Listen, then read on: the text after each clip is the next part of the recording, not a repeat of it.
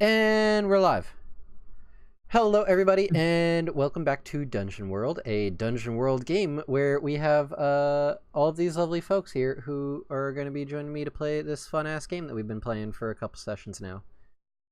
Let's go around and find out who everybody is, who they're playing, and then I have a quick thing to announce, and then we'll get into the game.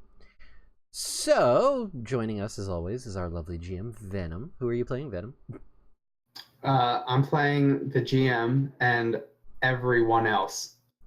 And Finnegan. Especially Finnegan.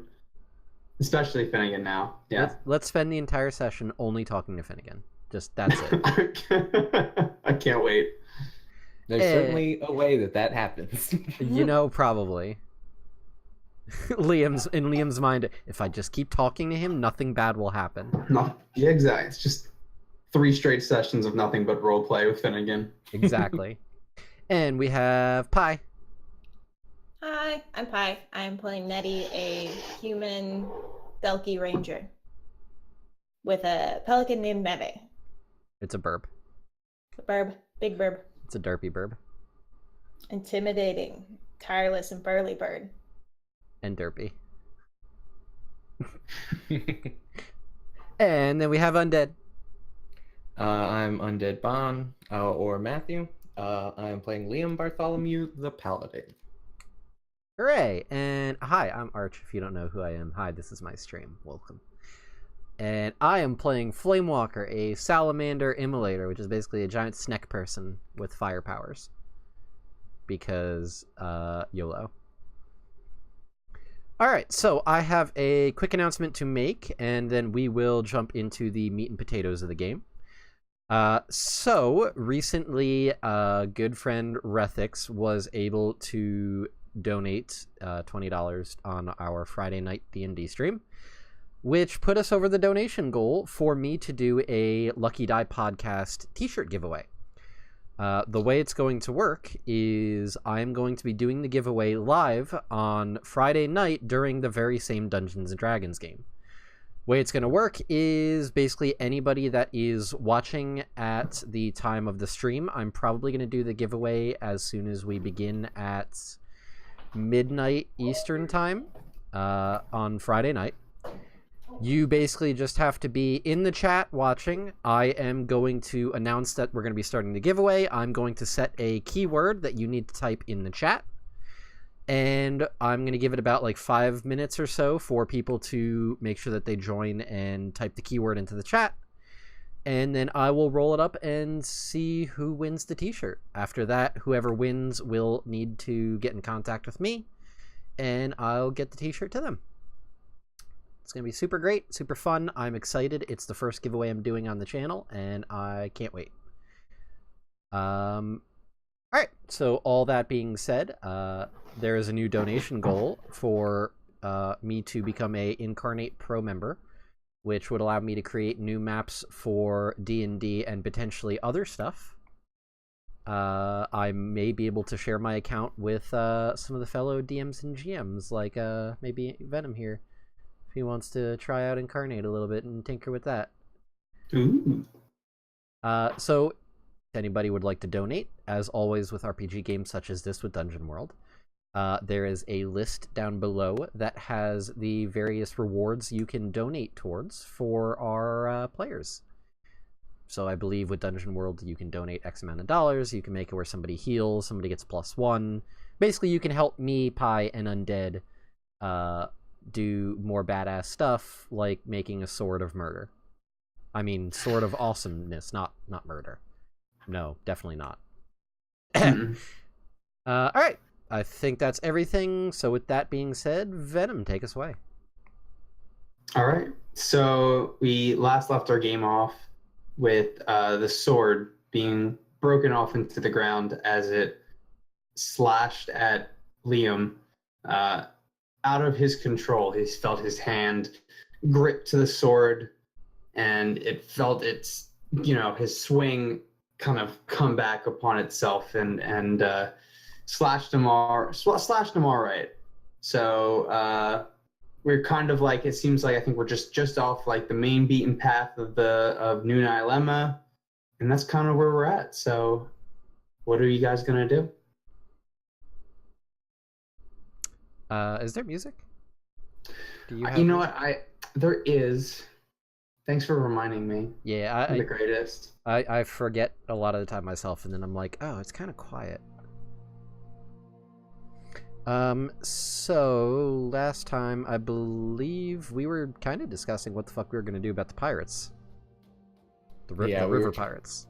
We were trying to figure out if the swords were going to be useful, because it didn't like explode in fire like you were thinking might happen. No. But you also just made quick, cruddy swords, so we don't know if we did more, if it would be better. And that's kind of where Liam was going to question kind of what's the point of the swords. And I think we actually left off about there. I think Nettie was trying to bandage me, and I was like, what are we doing with these swords? They're kind of crappy. Yeah, sounds about right.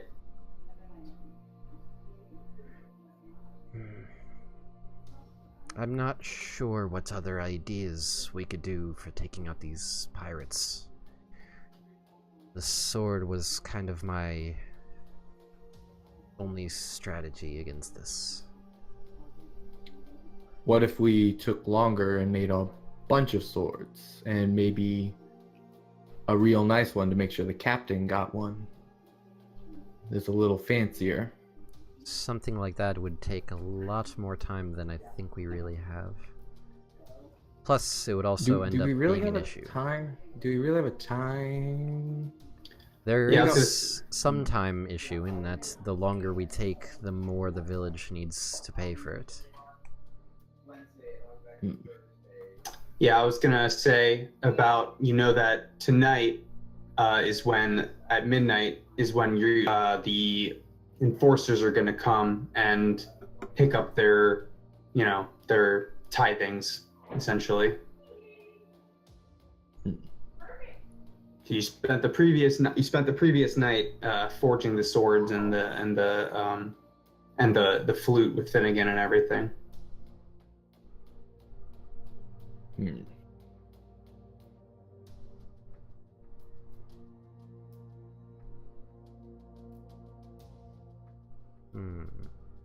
Yeah. The only other thing I can think of would be if we just set an ambush further up the river. Perhaps I could take out the ship from afar with fire. Yeah, and I don't know how likely it was to get them to fight each other. I think that was the other issue with the plan and the swords. How do we get them to use them not on us or villagers? I mean, it seems that if we at least get engaged in combat with them, that they would be more inclined to wield the swords. But if they're not of a high quality, then it seems like they'll break after the first use. Well, I purposefully broke the sword this time. See, but that's So- not supposed to be very easy to do with a normal sword. I am also fairly strong. Are these That is random definitely pirates? giving you a look. Are these pirates that will get these lesser quality swords going to be stronger than I am? Perhaps. I don't know. Do I look like someone who speaks or deals with pirates? Nope. I guess that would be me. Yeah, you would be the only one, I guess. Exactly my point. I don't deal with water. So are we just going to go further up the river and try to ambush them before they get to the village so they don't know it's part of the village? That's if we fight- my thoughts. Yeah, if we fight them here, if one gets away, they'll attack the village. I do also think if we can do something with fire to get their ship alight, there's nowhere they can go but the river. And that's not an ideal place to be at night or the evening. So I'm sure I could make their ship burn in the river very quickly. I think I can also help with making sure they don't make it to land. How's that? I am a superb swimmer, and I think that I could make it so they aren't.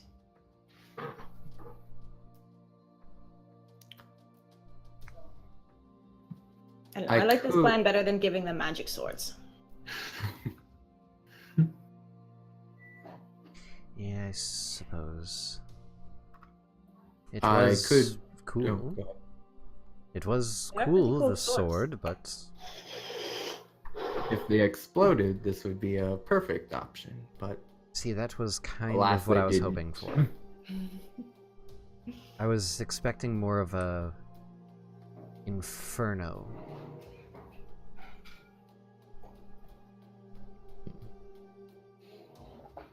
So yeah, are we yeah. What do you guys want to do? Do you guys want to camp out, upriver more, or do you want to talk? You want to deal with the pirates directly? It's tonight, so you have the rest of the day essentially to plan and prepare if you need be. I say we go upriver.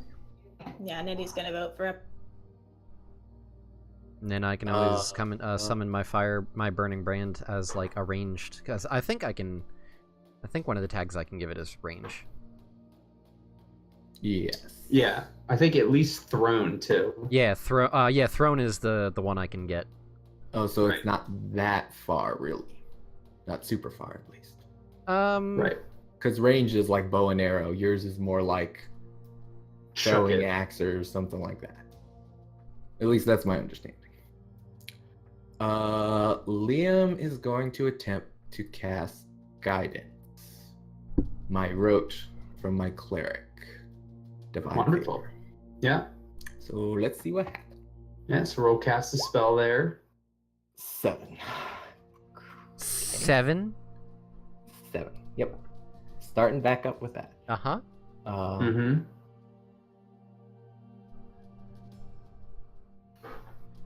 So, What yep, is, so you go uh, ahead and do that. So you pick one of your spells cast, but you choose one of those options there, basically. I'm going to go ahead and have it revoked, and then I'll pop what guidance is into the chat too. Oh, it rolled it. That's okay. Except it didn't roll anything that made any sense. It rolled a d4. A 0 d4.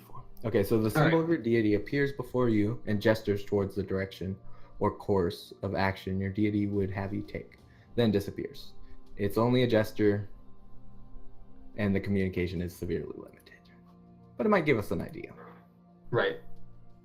So, so in front of you, it appears like a spinning wheel of pure light, essentially, and attached to it is like an arrow through the middle, going out as like one of the spokes, essentially. And as it summons, it's kind of spinning, and then it slows down and it points its way towards the docks.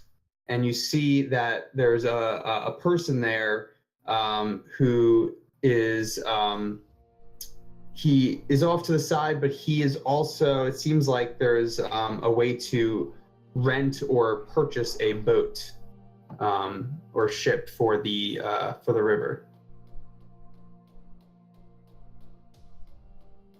Fortuna suggests we get a boat and head upriver. He doesn't seem sure about that last part. I mean, I could definitely get us going on a boat. That seems dangerous. particularly Especially with with my the boat. fire. I'm hoping you're skilled enough not to light our boat on fire on accident. You underestimate the power of fire. It's not always something that can be just controlled. It has a life of its own. We will bring a lot of buckets of water. I mean, those will literally be all around us. We just need the bucket. I figured if the water was already in, at least a few of them. We'll at least get a head start. I'm also not very comfortable being on the water. I mean, we should be able to hug the shoreline for the most part. Just get a little close so you can throw your fire through it and then pop back to shore. If you say so. I think the funner part will be getting you into a boat, as in, like, physically, all of you in a boat. Yes, that's going to be an issue as well. It's How going to have big to are be the a boats at the dock? big one. Yeah, I guess that's the question. If we're in a dinghy, that's not gonna work. Row boat, row boat. It's a swan. You have to foot pedal. Little swan paddle boat. Good thing I don't have feet. Ah! So I guess we make our way over to the boat rental place. Sure. So yeah, so you he's off to the side of the docks, and he's kind of just sitting on like a rocking chair.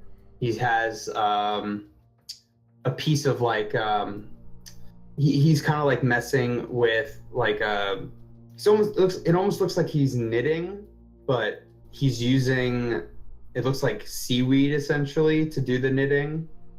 He's just kind of like sitting back and forth, just kind of twiddling away at whatever he's making. Liam looks at Nettie with a kind of confused look on his face. He doesn't know what that is. Would Nettie recognize it as something like, is it like knitting a garment, or is it like some sort of netting, or netting, Nettie? Ha! But It looks like it's at the beginning of whatever it is. You can't quite tell, but you might know something like, what a possible, like what is, you might know what seaweed is used, or like reeds is used as a, if you want to spout some lore, kind of see maybe if you're familiar with something like that.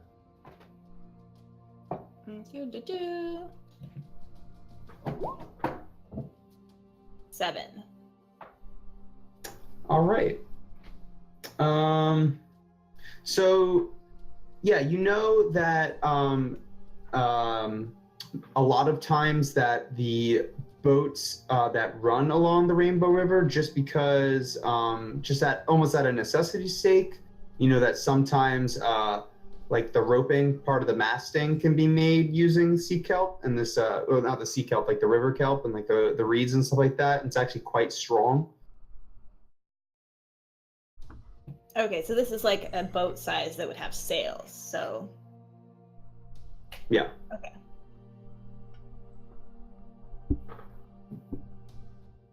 Liam walks up to the guy and says, "Hello, sir. We are looking for a boat to take us upriver." He kind of looks up and, "Oh, good to see you. Good to see you. Yes, you've come to the right place." Kind of gestures over to the dock, and there's a couple different sizes of boats, ranging from a dinghy essentially to like even kind of getting up to a smaller sailboat. I've been here for years, and I do say that I'm one of the best boat salesmen on the river. We need a boat to fit that one, and I point at the giant snake man. Kind of like gives him a look, just right. Maybe something a little bit bigger, and he kind of walks you off to the end of the dock, and there's like a somewhat sizable sailing boat, maybe just enough room for all of you, it seems like. Well, this is the biggest one I have here. Probably the biggest one you're going to find for another 10, 15, 20 miles down the river, so it's probably your best bet. Nettie, like, while they're, like, Liam's kind of haggling or, like, talking, is going to be just kind of, like, walking around, not onto the boat, but she's going to, like, inspect it and see if she thinks it's good quality. Sure. So what do you want to discern realities just to kind of see what just make sure you see the boat's looking all right? 2. All right. So 2, you roll mark experience there, so that's good. You notice the only thing you really notice is that this boat hasn't been used for a while. So not really sure if it's been inspected or it's been kept up maintenance spec or anything like that. Liam's gonna so how much is the boat to rent? Well, it depends. It doesn't really look like any of you know how to use this thing. Kind of like eyeing the gigantic salamander that's in front of him. Liam looks at Nettie. Nettie's with a questioning look. Nettie's looking at this dude like, sure. And she says, "Oh, we'll make it fun our own. It's sailable by 3 easy, so I think we'll be good." All right, if you say so. I do. Great. How long do you need it for? I think just overnight, right, guys? Hopefully. Yes, We'll let you know if we need to extend it. Yeah. Overnight. Don't suppose you could let me know what your guys are up to. I mean, one night for a boat this size doesn't seem reasonable. You know, our good friend Flamewalker here hasn't had much experience on the river. So we just wanted to show it to him at night when you can see all the stars. Really pretty. And this is, as you said, the only one that'll fit him. The water is not really my first choice of habitat, we'll say. Yeah, I kind of get that vibe off of you. All right, well, tell you what, since it doesn't seem like you three will need any extra help, as you say, I can reduce the price a little bit. Maybe something like 10 gold for the night? How much gold do we have? Because Liam has 0 and didn't take the reward we got last time. What was the reward we got last time? I think I gave it to you. I want to say it was 7. It was 12 gold total. Oh, 12 gold total? Wow, more than I thought. But Liam, that's split amongst us all. Liam never accepted any gold, so. I assume I have 6 and Flamewalker has 6. Oh, then in that case, I'm at 16 coins. Why do you have so much coin? It's part of my Yeah, that's starting equipment. Oh, Liam does not start with money. That sucks, Liam. Nettie's gonna do another, unimpressed glance at the boat and say, I mean, it doesn't look like she's been out and about for a while. Are you sure she's worth that much?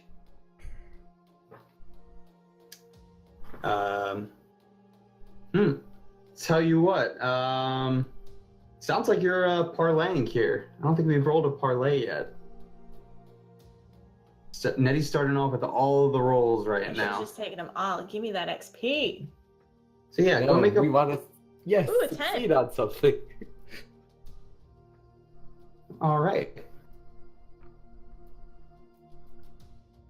All right, so he kind of eyes the boat and kind of shrugs. Says, all right, well, how about we lower it to 7? But I'm going to need that up front. That's fine by me, I think. That's... Do you normally just give your boats out with a promise that they'll return and pay you when they come back? We're That's very really trusting sound people. Business. Cat! Yes, this is Matilda, everybody. I just see the tail just... Okay, yeah, let's do 7. Nettie'll pop in she'll pop in 4 pieces. I guess I'll put in 3 then. I was gonna say, Liam looks at Flamewalker and goes, and shrugs. Flamewalker rolls his eyes. I imagine he kind of inspects, one of the gold, and then he rummages off to the side and gives you not really a key per se, but more like Gives us a key to the boat. Yeah, more like a receipt of purchase essentially. It's like an advertisement almost. It says just has the location of this shop, and it says Gregor's Boat for Hire, just like a little stamp on there.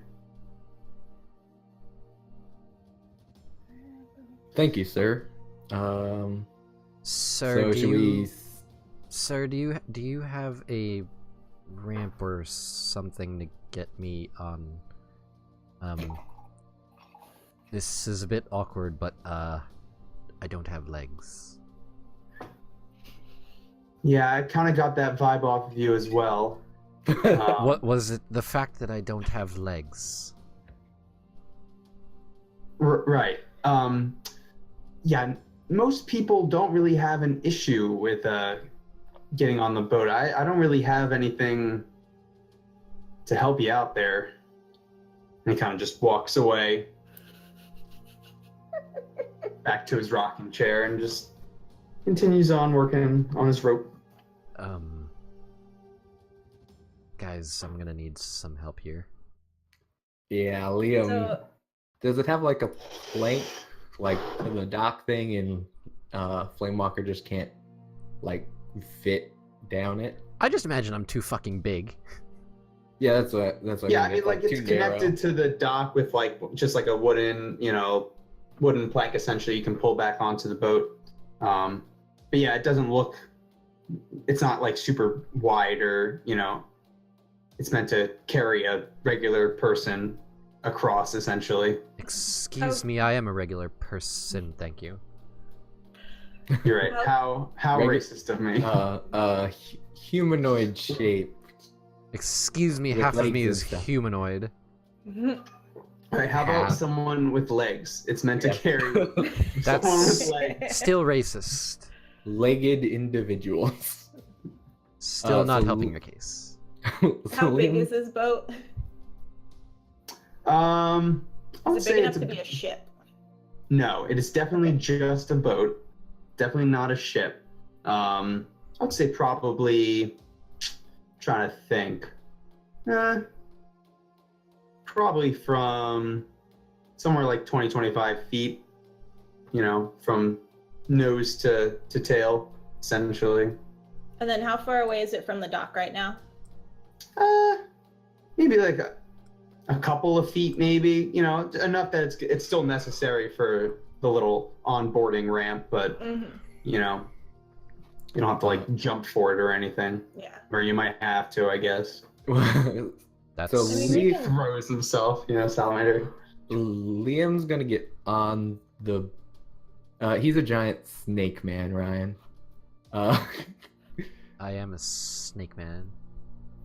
So Liam's gonna get onto the boat and like hold out both of his hands for Flamewalker to grab onto him, and he's gonna basically just pull him across. It's not super long, but enough to keep him balanced on the plank, hopefully. Yeah. I mean, we can probably also pull the boat a little closer. We just can't like bang it, but it's on water, so it won't be too heavy. I think we could probably do it this way before risking hitting the dock. I swear if you drop me in the water, I'm going to get my revenge. Wait, do I have a thing? Someone's going to get burned.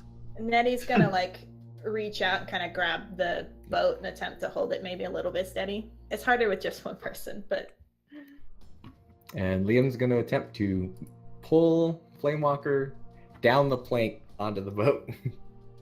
just commit and move really fast. Yeah. So is that? Yeah.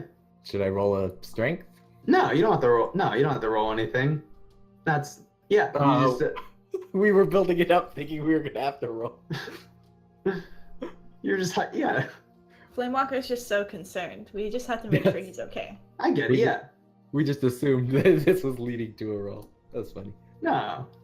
Yeah. So yeah, it's just you take it slowly and I guess fast on Nettie's suggestion, but it was just a matter of convincing Flamewalker that it would be all right, I guess.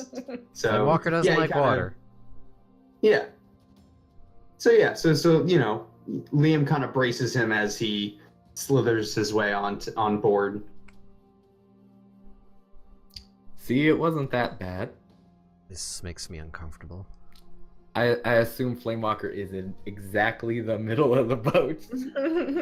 He's Yeah, in the like- exact middle of the boat, like holding himself like dead center, trying to avoid being anywhere near the water.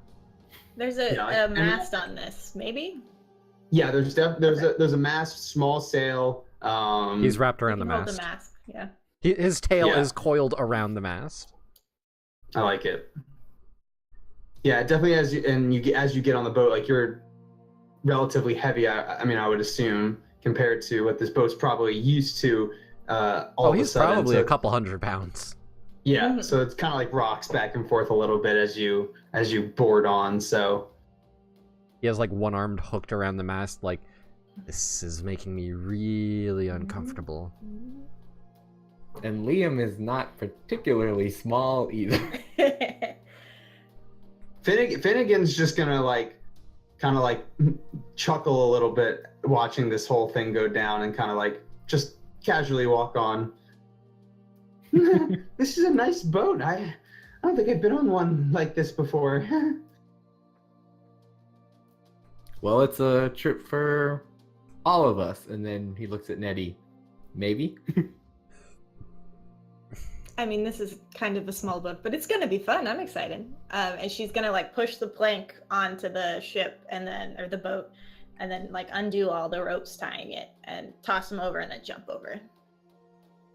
There we go. It occurs to me, Nettie, can you see in the dark? No, I don't think so. Oh, See, can we just assume that Liam went back and got his armor because he did not have his armor last session, and I totally That's fine, forgot about it. Yeah. We would have All gotten good. all of our you, shit. You like had to like make your way back into town because you guys were, either way. So you Yeah. assume you picked all your stuff up, Oh yeah, because he had literally nothing. Because I was like, no, I wouldn't have brought anything. I grabbed the sword and ran. mm-hmm. Yep. See, if we're going to be trying to attack these pirates, we're going to need surprise on our side. That's not going to be easy if they see us coming with a torch in our hands. Can you see in the dark, Flamewalker? Can Salamander see in the dark, Venom? Normal snakes can. I don't know how you want to rule this. Because like Dungeon World doesn't have like dark vision, does it? Like Traits that's or not. anything like that. Right. Yeah. There's no like specific rules for like light and dark necessarily. I would say, assuming that you are part snake, I would say you are more adept at seeing in the dark. I wouldn't say necessarily full like night vision or anything. But yeah. I can make Like, out you like can- general shapes and things like that. Right. Like I figure because the salamanders are in the mountains, part of it's being underground. So I would imagine being able to see within the darkness would be something that would be pretty common. Right. So like I can't see colors, but I can make out shapes and things like that. Yeah, it's kind of what I was thinking. Almost like whenever you watch Ghost Hunters, when they have like the black and white cameras, like you can make out shapes, but Mhm. you can't make out like super detail because like it's black and white. Right, exactly. Come out and fight me, ghosts. Spoopy. All right, so Yeah. I can see some things, general shapes and such, but nothing in super high detail. You need me to, I guess, guide you in a sense? Yeah. Yep. I think between you and then I'm trying to Google if pelicans can see in the dark. I can't imagine they do. They're daytime No. I feel like creatures. not super well, yeah. So while she's looking up that, Liam is going to give Finnegan his old holy symbol of the wheel, and Liam's gonna keep the red one that Oh, the cool metal one I wow. made you? Yep. And he's just Sweet. gonna say, Lady Fortuna watches over you, and this is her symbol. Carry it with you always. Hmm. Kind of like So, fix it up. Oh, go ahead. Go ahead. Sorry. oh no, it looks like they don't see in the dark, but they do forage at night. So They have to be able to see at least a little. Yeah. they've got some sort of senses that'll help them. Yeah, absolutely.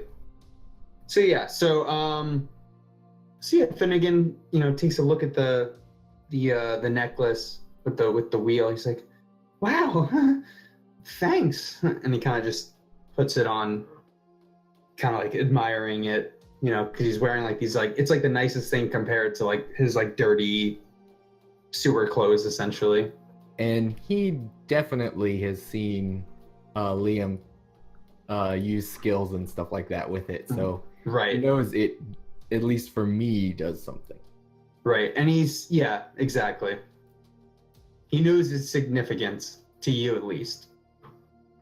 See, but I made him a cool, snazzy metal one. Ooh. That may kill me, depending on what it does. Iguafo! Yep. So yeah, so you guys have set the boat loose off the docks, and kind of starts floating, a little bit into the water. What do you do? I'm kind of directing that more towards Nettie. I assume Yeah. she's going to be the one leading the charge with dealing with the boat. Yeah, Nettie's gonna drop the sail, and like, she's just assuming she's gonna have to one-man crew it. So she probably ties off the sail in something that'll catch the most wind, and then kind of sits at the rudder and gets ready to go. She looks probably the most comfortable you've seen her in a while. Hmm. Um, What is Meve doing right now? Is he on the boat? Is he flying around? he's probably flying around. He might like touch down every once in a while, but like if he's like lazy and just wants to rest, but otherwise he's having some fun doing some fly stuff over the water and probably catching fish too. Yeah, he would do, as you would say, free as a bird. God damn it. Thanks, Um, guys. As Liam kind of like awkwardly tried to help Nettie and then decided, yeah, he's just going to get in the way. He's going to walk up to Flamewalker. Who is still clinging Can- to the mast. Yep. Can you help me test something really quickly? Perhaps it doesn't involve the water, does it? No. Can you make a very small flame? And Liam pulls off his gauntlet so that there's like a bit of the edge of his shirt coming out from the bracers. Sure. I assume it's easy for me to just hold up a finger and have like a little fire. Yeah, you can just do that. That's basically what I did last time to stab him. Yeah. So Liam knows that he doesn't burn from directly getting touched. If he does it over his shirt, does his shirt set on fire? Basically, I'm trying to figure out the area effect of this burn thing. Is it kind of like... If someone drops a fireball, are you going to be standing there naked? Yeah, pretty much. I know my armor will most likely not melt off me, but like if my shirt will catch fire. So you want me to try to set your shirt on fire? Yes. Just a little bit. Sure. So Flamewalker's gonna take the fire and just... Does my sleeve set on fire? Or is this... Yeah, a- your sleeve, the edge of it kind of starts to smolder. burn. Yeah. And he licks his fingers and puts it out. Well, okay. So we know the limit of that. Thank you, that was it all. Sure. All right. So Nettie, where is Nettie kind of guiding the boat? I mean, we know upriver, but like how far upriver, or kind of like what's the deal here? Because we know we're heading, like, we want to avoid them at night. Did we get any other? I didn't actually talk to the mayor about this. So Undead, did we have any other information about where they are upriver or just upriver? I think we were actually told they're just all along the river, but the enforcers come from up the river, if I'm remembering correctly. Yeah, we can assume that they're like main post is further upriver, so further upriver, but he kind of basically they kind of exist all along the river. They're kind of like a presence, they're not like specifically necessarily like here, and only here. So I think Nettie's gonna sail upriver and maybe look for where there's a bend in the river or like some sort of like natural formation that'll allow them to kind of like sit to the side, kind of unnoticed, but still be able to see things. Sure. So that like when they need to, they can just pop out, light the ship on fire, and then peace out. Cool. Question for you guys: which way do we want to run after we light everything on fire? Are we heading upriver to lead them away from the town, or are we just heading back down there? It seems smarter to be going downriver. From what I understand of water and boats, anyways, it's faster if we go downriver. Liam nods. That was what I was gonna say. Okay, that'll be easy then. Flamewalker smart. Liam Nettie dumb, is- but he had to travel up around the river a bunch, so he should at least understand how water works. Does he though? Does can he... you roll a spout lore for how water works for me, please? I have -1 intelligence, but it doesn't make me like incapable of learning. I mean, just- doesn't it? It just means it's harder for him to remember things. Yeah. This is basic now. Do you really want me to do spout lore? No, for I fun? don't. Oh. I don't. I kind of do, but that's just me. I mean, if you want to roll it for funsies, just to see what would happen, but it won't like count towards anything. Nope. Oh man, that -1 got me. You know nothing, Liam. You just look down and you're like, what is this stuff? It's blue. He thinks it's like solid, walks in, drowns. Yeah. Bye. And he's dead. And I'm Finnegan now. With 3 HP. Yeah, I'm pretty sure I'd roll up the bard and actually do stats. Not like I'm planning on doing Finnegan if I die. Nope. Hasn't crossed my mind at all. That brings up a very good question. Like, is death like a how common of a thing is death in Dungeon World, really? Okay, so things hit hard in Dungeon World. I think we've kind of experienced that a little bit. Uh-huh. So death is certainly a thing that can happen. There is I don't know if you've seen, there is a move for when a character dies. Last breath? Or is it about to die. You I take a died in the last first breath. one shot. Oh yeah, you did. Yeah. That was a bummer. So there is a move for that. So take a last breath. So yeah, I'm not gonna say it's not uncommon, nor is it common. Like you know, you just gotta Situational. realize.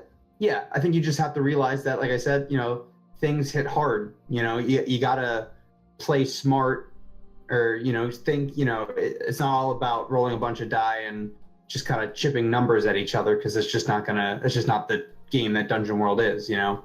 Gotcha. And there is ways to resurrect people. You can either do like a quest thing, or clerics at some level get spell to resurrect. Except Right. it's like your ritual spell, it costs something significant. Gotcha.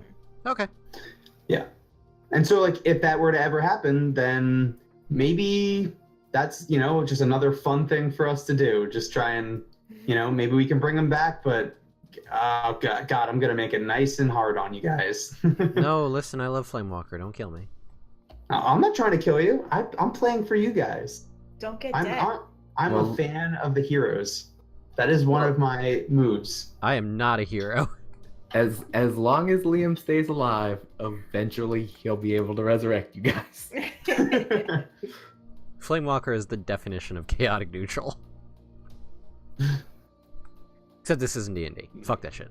All right. So we sail. So- we go. So yeah.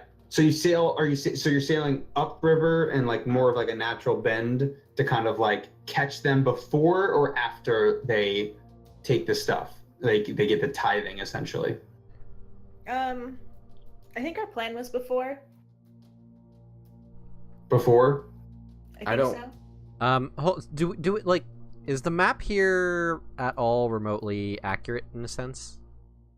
Probably not the river exactly. Well, the Yeah. reason why I ask is because on the map there is like what looks like a little bit, like a little spit of land upriver, Mm-hmm. and I like the idea that we sail upriver, reach that, and then kind of like hide on that little spit of land, so when they pass by, I can kind of just like with the fire. Oh, I see it. It looks like there's a little island in the middle. Yeah. Mhm. Yeah, we can say that's there. I mean, I just kind of did it roughly, obviously, but we can say that there's probably makes sense that there's like probably a couple islands that exist within the river. So if you guys want to sail up, I would assume that's probably it's going to take you most of the day. It's going to take you essentially until nightfall to get to this larger island. If you want to do that. Can I think Liam that's- and I try to make it faster? How are you going to try and make it faster? Rowing? Yeah.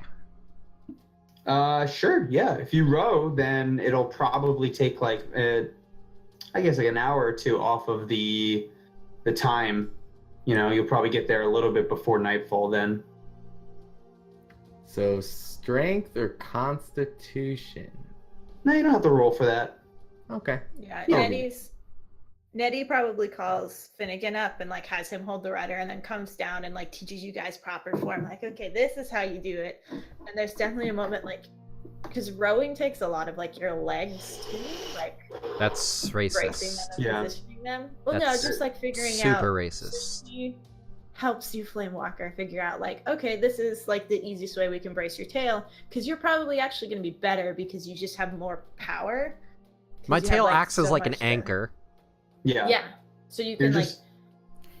Yeah. Use Like your I abs. literally row every single day. So yeah, you literally just drive. You drive with your legs. Mhm. And then you pull back you drive through it back with your arms. So for you, and I guess for Flamewalker's case, that would just be like scrunching up whatever tail part, because snakes are muscular. They have good Mhm. control over their bodies. So I would say it makes sense for you to still be able to roughly do that motion without legs. I'm a snake accordion. Just Snake accordion. Don't you have 8 strength though, or 9? yeah. Oh my strength is 8. Right. But That's still. just funny. Yeah. Yeah. It works mechanically. Yeah. Yes. It works fictionally, not mechanically. It's amusing as hell. Mhm. Yeah.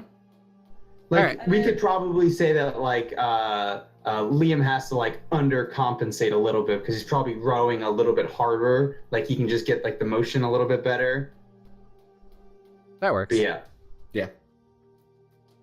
And Finnegan's in the back with the rudder, just kind of like steering the boat like side by side, just like this is, So he added an hour, so it's only saved us an hour now because we went a little aside. Like for that moment while Nettie was teaching you guys how to properly row. We're like snaking our way up the river Yeah. because he's moving the rudder, so we're just snaking our way up. Cool. Does Flamewalker say Yeah. that out loud? No, I didn't figure. Darn. that's Liam Flamewalker wouldn't does not because he- make snake buns. Liam wouldn't because he would think that's racist. That is racist. Yeah. So when we get there, Mm-hmm. Flamewalker wants to try something. Okay. He wants to try using his new move, the Okay. the ritual. So he Right.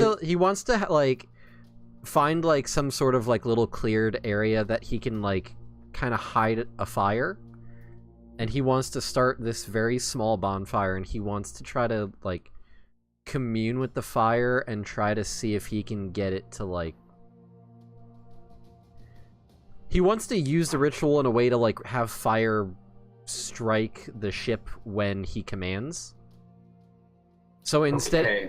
instead of using his burning brand where it's just kind of like a ranged thing that'll just hit in one place and the fire will spread, he wants it to be more of like the fire would essentially act more like napalm and just kind of like and then just You basically want a fireball spell opposed to throwing a fire dagger thing at I want to call in fucking napalm on these Vietnamese is what I'm doing, all right? Oh my god. Agent Orange. Yeah, I want to Agent Orange the ship.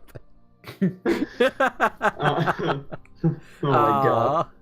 Can I ritual and Agent Orange? now everyone is sad. Alright, so real quick, I'm just gonna look through your. Oop, I did not mean to roll that. Just wanted to look at something. That is a different thing. That is a different thing. I do know that. My character sheet is moving on its own. Spoopy. Ooh.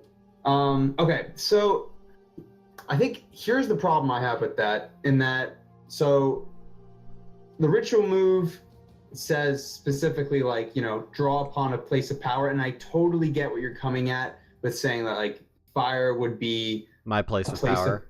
yeah. Oh, we're in water. But I also don't think that like a regular fire that you would just make with like with just with like the trees or like sticks and stuff would constitute a plate, like an actual place of power. I think the move more envisions a line of like a ley line or like you know, like I'm not, you know, you kind of get what I'm saying here. Like Yes. I think yeah. I just need to figure out what those sorts of things are so I can identify to use them. Sure. Yeah. I think, yeah, like a magical place of power. So like maybe if it was like a magical fire or like a, you know, or something that, you know, but like any old fire I wouldn't say would allow you to do a ritual out of it. If that makes sense. Sure. So I would guess in this case it wouldn't work then. We're either gonna have to make a really big fire or find something magic. So actually, so here, I'll tell you what. So Let's sacrifice the island. set the entire island on fire. So part of the ritual move is, you know, obviously, so it says ritual effects are always possible, but the GM will give you 1 to 4 of the following conditions. So I'll say that the best you can do is a lesser version, unreliable and limited, because it's not like an actual magical fire or an actual like specific place of power. And I'm also going to say I'm gonna click it for the viewers. yeah, go ahead. I'm also going to say you and your allies will risk danger from because it's not like a true, you don't have full control over because you're trying to do this ritual, it makes the fire unstable.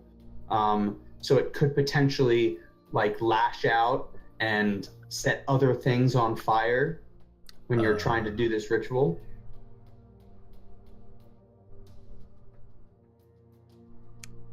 Gotcha. So maybe that's not such a good idea. Nettie would probably approach Flamewalker and go, you know, I've got a pretty decent, like, shot on my bow. Is there any way we can make supercharged fire arrows, or maybe just fire arrows? So I can help spread the fire to, like, specific parts of the ship a little better? That's something we can certainly try. Because if we can get their sails, their movement's pretty limited.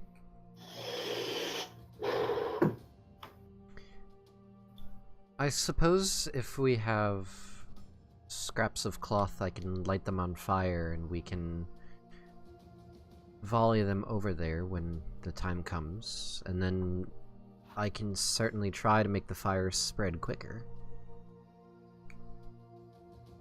Maybe Yeah, you a little guys easier. have something in your dungeon rations that might, or not dungeon ration, like your adventuring gear that might help with setting the arrows on fire, something like that. we Maybe. have a lantern. Well, you can literally make it just about anything. You just Yeah, well, we mark used a a use. lantern. We used Oh, a okay. lantern in the sewers, Okay. Mhm. so we know we have a lantern and lantern oil. Yeah, so you know what? I'll use one of my charges of my adventuring gear Mm-hmm. and pull out a bunch of like scrap cloth pieces. Like I assume part of the adventuring gear is probably like spare clothes. Sure. Probably Yeah. bandages and junk like that. Yeah, like bandages or whatever the hell, and use it and tie it onto the tips of these arrows. Soak the cloth in oil from the yeah. lantern. I just remembered, Nettie tried to give me bandages to wrap up the wound that I stabbed myself. I never used those, so I actually have bandages on me. Yeah, totally. So Liam will hand those over. Okay, then never mind. I'm keeping my charge of. Yeah. Because I think you marked off a charge of yours. I last think I time. did, yeah. All right, so we'll do that then. Wrap the cloth around the arrowheads. Douse, put them in like the lantern oil, and then when the time comes, I'll just light them on fire and have Nettie just fire one after the other. Yeah. Cool. How big is this island that we are on? I would say, thinking about, trying to kind of picture, the river being about as wide as the Nile can be, so it definitely can be like, almost a mile wide, maybe not a mile wide at this point, but definitely pretty wide itself. It's probably, I'm trying to think of scale. Scale's hard. I would say it's pretty big. Is that? Yeah, so we have what's called Jensen Beach here, like right off of Portland. That's like not actually, it's just an island that the Columbia surrounds on all sides, and there's enough for like a shopping center and houses, and they can get pretty big. Yeah, I would say it's probably not as big as that, but definitely like sizable enough that like, like you guys are like in a clearing in the middle of it, like see you from the river, and like it's too, the trees are too dense at that point. You guys are deep enough within it. And How many dwarves wide is it? That is a TLD joke. I You know. will know that soon. Yes. I was no, you telling won't. Venom. Yeah. No, it's like it's like episode 16 or 17, isn't it? All right, so it's a little ways away. So you said we saved an hour or two rowing, Yeah. correct? Yeah. So I would have enough time to commune. Yeah, absolutely. So I'm going to take Finnegan over, and I'm going to do the same thing minus taking off my shirt because I'm wearing my armor and everything. So I set up like a circle of rocks into kind of a wheel shape and sit in the middle and start praying to Fortuna. Going to ask the question I forgot to ask last time, which is what to do about the were-ratism, because that's Right. still a thing. You're still Squeak. a rat. And then I would like to get rid of Cause Fear for my prepared spells and change it to Sanctuary. Cool. All right, so 1 second. Oh, I'll throw up Commune in the... I don't know any of the things you just said. It's right there. An hour or so uninterrupted time to commune with your deity. I lose all the spells. I can pick new spells. All the rotes come back. Which I Right. did lose one. Yes. So you're asking Fortuna as well to like what to do about the rats. Being a were-rat. There I don't- being a- I don't know if that's going to get an answer, but I'm throwing it out there. And then switching the two spells. Yeah, I would say Fortuna probably doesn't really give you any, sense of guidance in regards to that. So Liam is going to continue acting on the principle that he thinks it's the pirates. So then I switched out my spells, and Yeah. So what again was the spell that you're replacing Cause Fear with? So I picked Cure Light Wounds and Cause Fear last time. I'm getting Right. rid of Cause Fear and picking Sanctuary. Sanctuary, cool. And I am immediately going to attempt to cast that by walking as far as the spell will allow around where we're going to like launch our attack. I'm going to walk Okay. the perimeter of that. I don't know how much you want in space, because I'm guessing it's mostly for like around either a house or campfire or something like that. So it's not huge, but it has some effects that we might want. Yeah.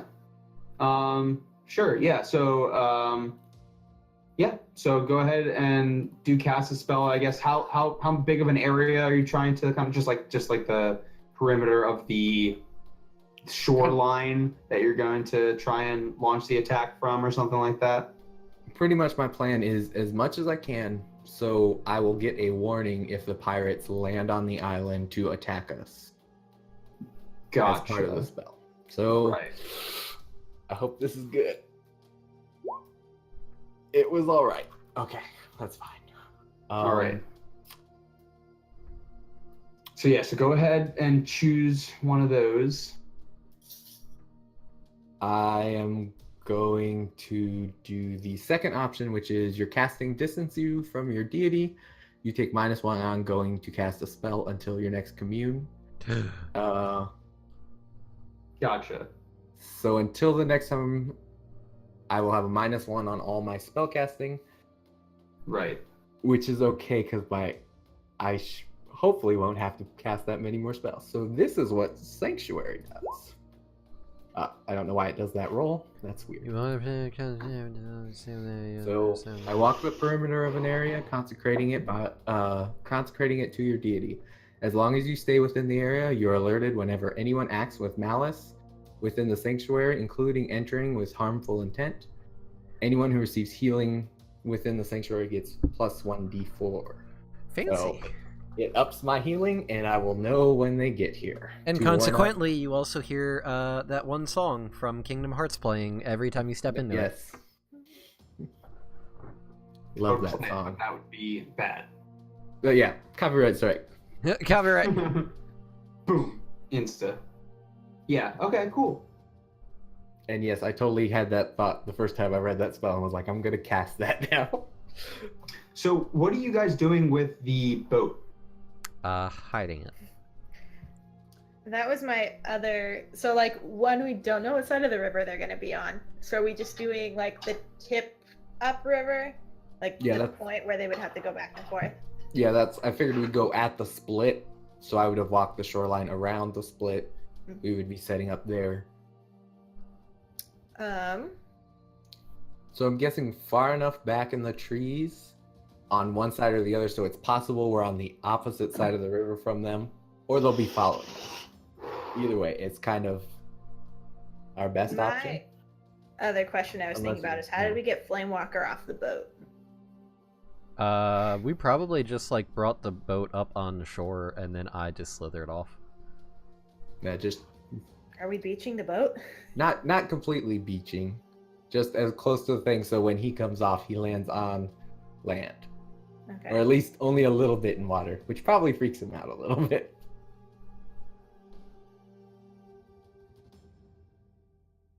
So, is the boat off to? So the boat is at the. You guys are at the top, kind of tip of the island, and so is the boat up there with you, or is it off to the side? You know, off on the island. Like where exactly is that?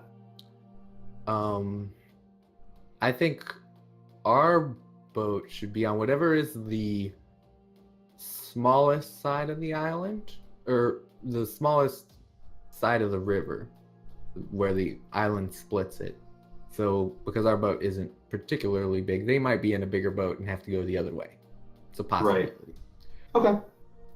And just kind of like just past in some like trees so they can't see it coming down, but not too far away that we can't get to it at all. Right. Cool. Works for me. So Liam is gonna commune for I guess until like nightfall ish, because it takes about an hour or so to do that. Flamewalker and Nettie, what are you guys doing? I would guess probably working on arrow stuff. And then Nettie would also try to see if, like, try and send Meve kind of outwards to just, like, keep an eye or, like, notify if anything's coming towards the island. Mm-hmm.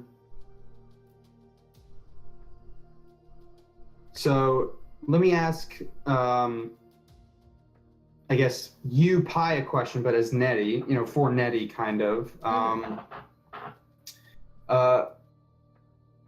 When was the last time that you had a run-in with the pirates of the Rainbow River, and what happened? Like, she only kind of knows the Rainbow River because she spends a lot more time out at sea, so she, like, runs into them down at the big port city at the bottom, or, like, in the little, even then, like, if they happen to also be ocean pirates. So she, like, this far up, probably hasn't run into them that much. Mm-hmm. She just, like, kind of generally knows pirates, and she's run into river pirates further south, but she doesn't know if these are the same pirates or not. Right. Like maybe when they were, like, selling their, Stolen whatever. goods, yeah. Yeah. Now, Flamewalker. Aye. The river pirates, do they ever go up to Sathara? I imagine they probably don't want to fuck with us. They're probably too terrified. Right. They might, like, try to go into Sathara just to, like, probably sell whatever ill-gotten goods they might have if they're that far up and they need supplies. But I imagine the salamander people probably are very distrusting, and more often than not, they get kicked out. Cool. Gotcha. My peeps ain't tolerant of that sort of nonsense. No. All right, cool. And then, Liam.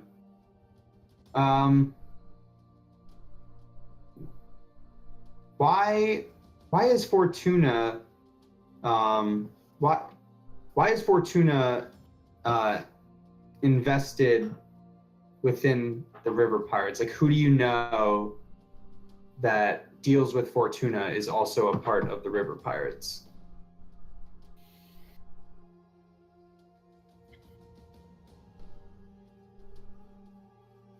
I already used the capture thing for Finnegan, so I can't use that again, because that was my first thought. Or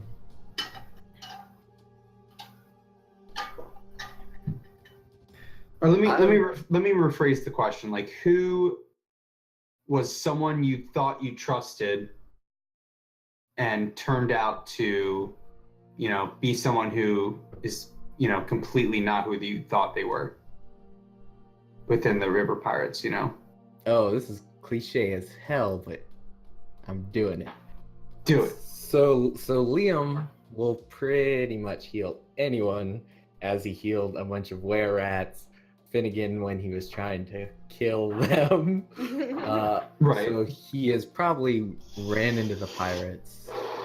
If one of them got injured and, like, shipwrecked and stuff and got, like, taken in by a village just as, oh no, this ship has crashed here. So he has probably healed maybe either the captain or the lieutenant of First the mate. river pirate. First mate, there we go. I was thinking So military. you've healed, not- right. someone higher up in the pirates, obviously not knowing he was a pirate at the time. Right. Gotcha. Cool. All right. Great. So, yeah, so I guess that kind of answers my questions I have for you. Do we want to do anything else before nightfall? Kind of prepare for that, or kind of just wait and see? I don't remember if I took it off, but yeah, I don't think I have any more of the iron, huh? I left that back in the inn. Yeah, I Yeah. believe so. Damn. We wouldn't have carried any of it. At least I don't think, because we didn't plan to make anything. Mm-hmm. No. Gotcha. All right, cool. So night falls. The boats that have been passing the island, back and forth have started to kind of taper off. You're seeing less and less boats cross your path, essentially. And so night has now fallen. You guys are kind of waiting for something to happen. When, I guess, further off in the distance, Flamewalker sees in the darkness kind of the outline of a larger ship, and it's probably around I guess probably like later at night, so something like maybe 10 o'clock ish, 10:30 at night. But you can start to make out a large ship. Not, I mean, definitely like a cargo style ship heading your way. At this point, most of the boats have stopped at this point. There might be a couple other larger ships of this size, but you haven't seen one for maybe an hour at this point. It seems that we have company. You might want to prepare yourselves. Nettie will draw her bow and get one of the fire arrows ready. Cool. Liam kind of stands in the middle, kind of between, I'm guessing, Finnegan back further, Nettie and Flamewalker kind of in front, and him kind of in the middle to go wherever people land, because he has no range things. Right. Finnegan kind of like sees kind of like Nettie preparing everything, and like Flamewalker's like, huh? What? Do you guys see anything? It seems the boat is coming our way. Oh, great. Just what we needed, right? Well, this I mean, is why we're here. This was the plan. Yes, you're correct. Just Right. just stay behind me. I'll protect you. And Liam's kind of continuing to concentrate on his sanctuary, making sure nothing's coming. Gotcha. So, as the boat kind of gets closer to you guys, you can kind of make out the flag that is being, hoisted up top and is flying at night, and it's of a skull with a bandana wrapped around its head, and in the skull's mouth is a dagger, and it's just kind of menacing looking. But this is definitely the boat that you're looking for. Do they have like lanterns on, or are they sailing in the dark? You can make out that there are some like movement on the boat itself. So it's not in the total darkness, but it's not super bright either. Flamewalker is going to start lighting the arrows one by one and passing them off to Nettie.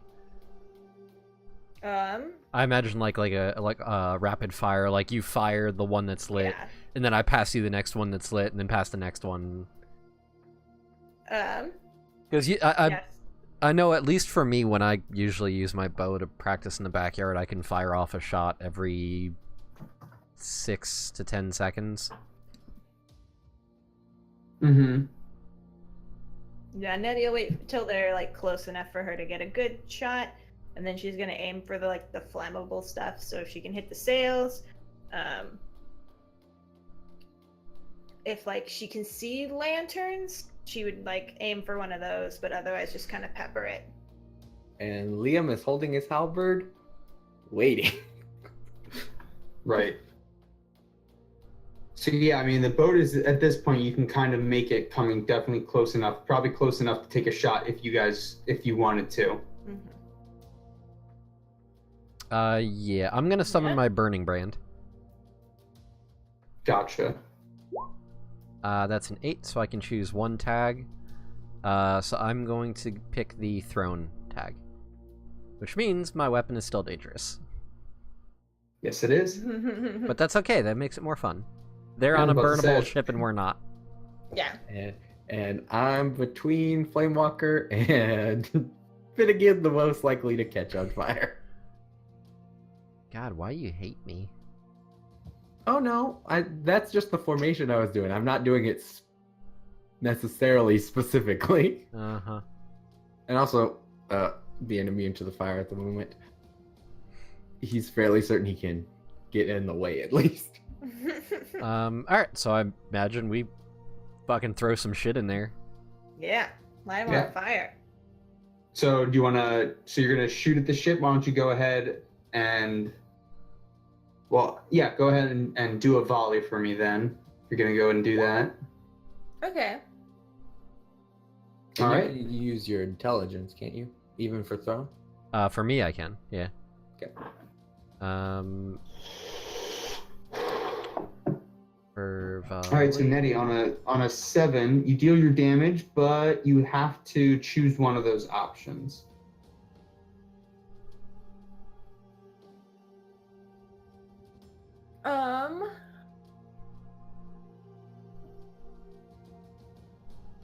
I think I'll reduce my ammo by 1. Okay, so I guess like just trying to, because you aren't sure of the distance at this point, so I guess Yeah. it takes a couple of shots to kind of like hone in on what you're doing. So cool. So go ahead and mark that. So what does it look like? So the arrow flies into the air and collides with what are you aiming at here at the boat? So she's first gonna go for the sails. Right. Try and get those lit up. And then otherwise she's just kind of aiming for like kind of more spread out part of the ship because she's betting on Flamewalker being able to, once the fire's there, spread it around. Gotcha. burn, baby, burn.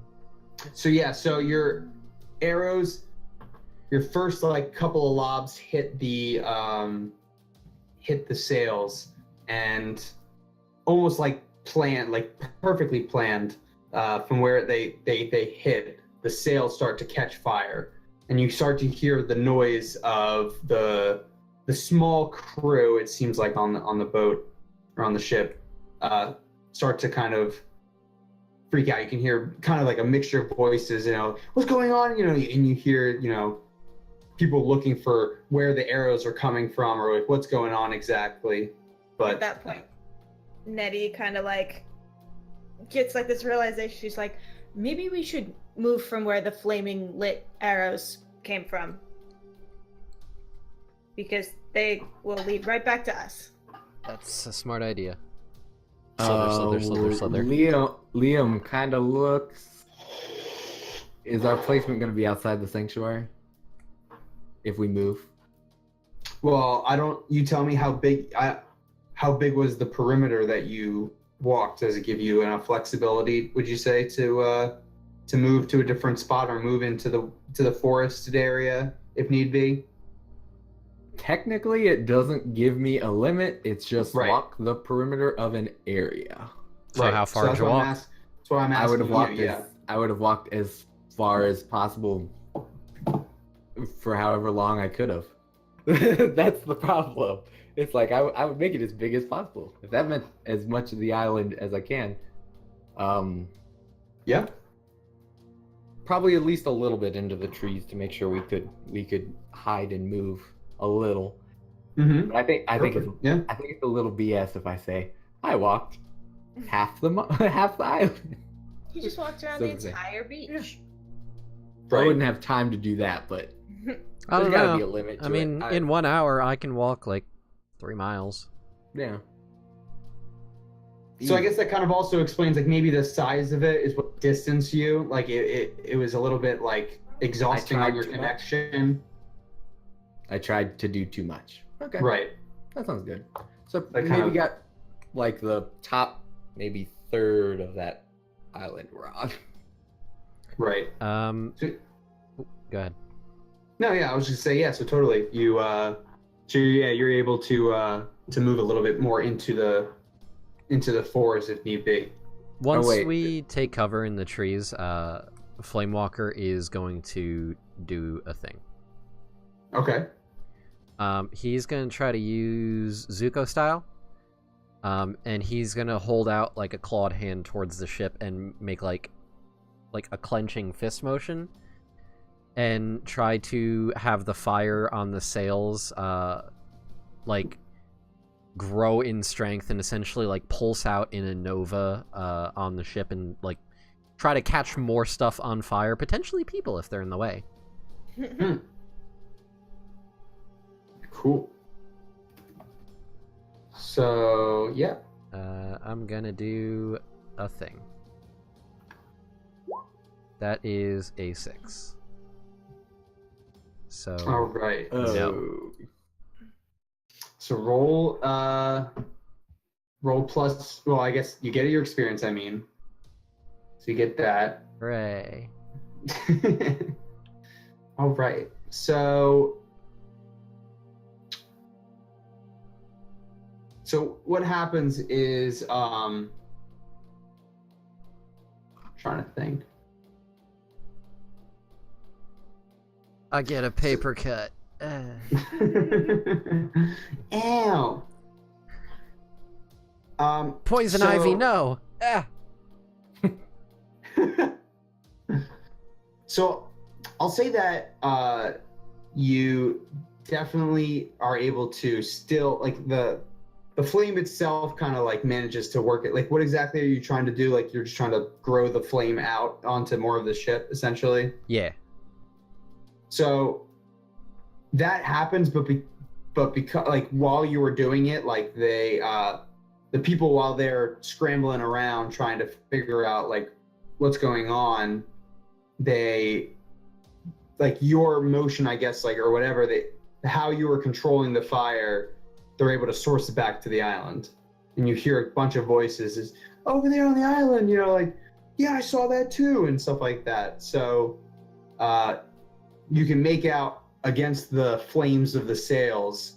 I guess it probably somewhere around three people board a raft, like a life raft basically, and they're starting to make their way over to the island. Yay, Liam can do something. But the ship is essentially kind of just like drifting down on flames at this point. Nettie's gonna try and like stealthily, she's gonna like kind of drop her pack and set her weapons down and says, just to them, I'm gonna go tip their boat, I'll be back. And then she's gonna just jump in the water and like try and quietly swim over.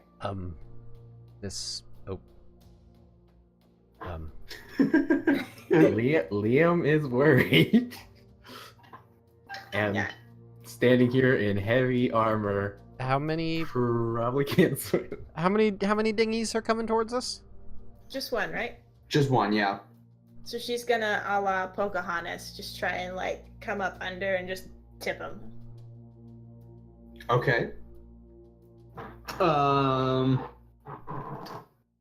So I'm gonna say that you're gonna have to roll a defy danger not to get spotted by them while you're under the water.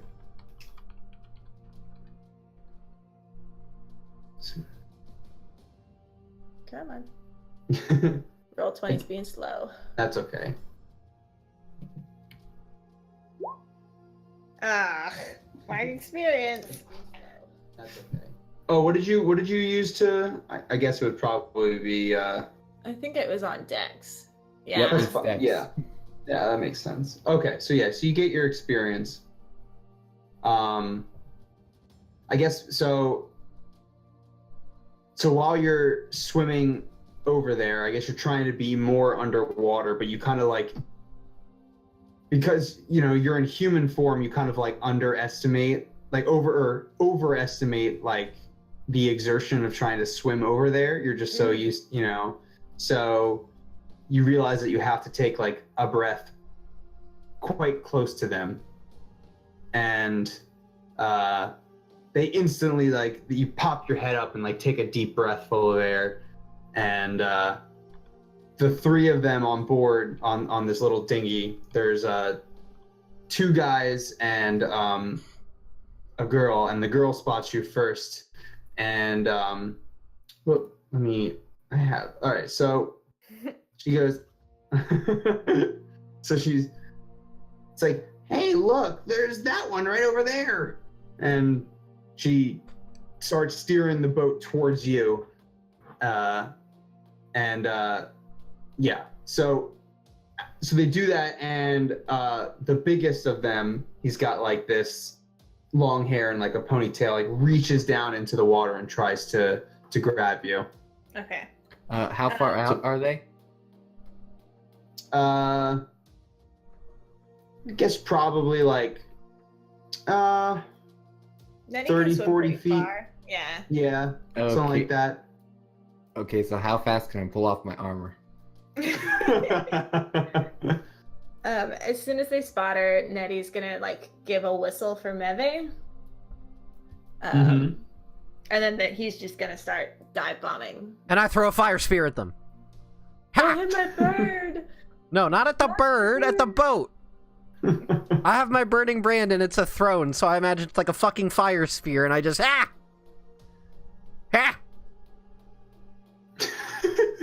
What are my... So, okay, so let's see. So we're using Meve here. So, would this be someone interfering with me? Am I interfering with you? Oh, no. That's a different No. thing. No. I'm trying to help. I'm trying to save you. With fire. Is fire bad? Oh, I see what you're saying. You're with command. Yeah. Let's see. But that would be bad for me, because I would add his instinct into their role. Right.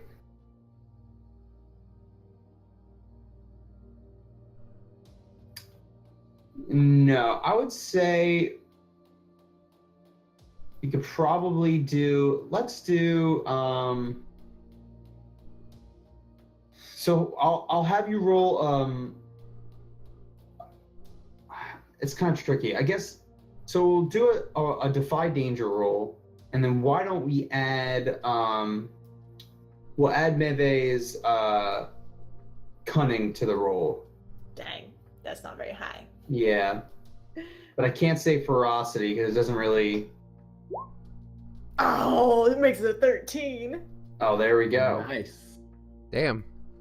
So yeah, Meve kind of dive bombs the crew and starts whapping them with his huge wings, and you kind of hear them like you hear the girl that was trying to grab for you shriek, and you hear the sounds of wing flaps hitting, just slapping. Yeah, just while he's like honking at them, and it gives you enough time to slip underneath the water if need be. Mm-hmm. Yeah, she'd go back underneath and go back to her original plan, probably. Liam, who had just started undoing straps, redoes some straps. And I throw a fire spear. All right. Do it. Hit him. So yeah, so I guess that would probably be volley then. Yeah, and I get to use intelligence. It's a 9. Cool. So you deal your damage. Are you aiming it are you just aiming it at the group, or are you just aiming it at the boat? Like, what are you? Center of the boat. I'm looking for Gotcha. like that splash damage because it's fire, just like a fire. Gotcha. A fire. Yeah. Yeah. Exactly the sound fire makes. If one had to Yeah. measure and quantify fire, a fire would pretty much be like a pretty decent sized fire. Yeah, I would say so. That makes sense. Okay, so yeah, so I have to choose one. you obviously will not be able to reduce your ammo, so you have to choose one of the other ones. Or could he Uh, reduce his my burn, hold. or your hold? Yeah, because I start with 3 hold. Yeah, we could do that. That's fine. I'm gonna do that one. I'm gonna use 2 hold then, and just. Gotcha. So like maybe because it was a little bit, it's just farther than normally would. You have to put a little bit more effort into sending it that far. Yeah, for it to maintain corporeal form.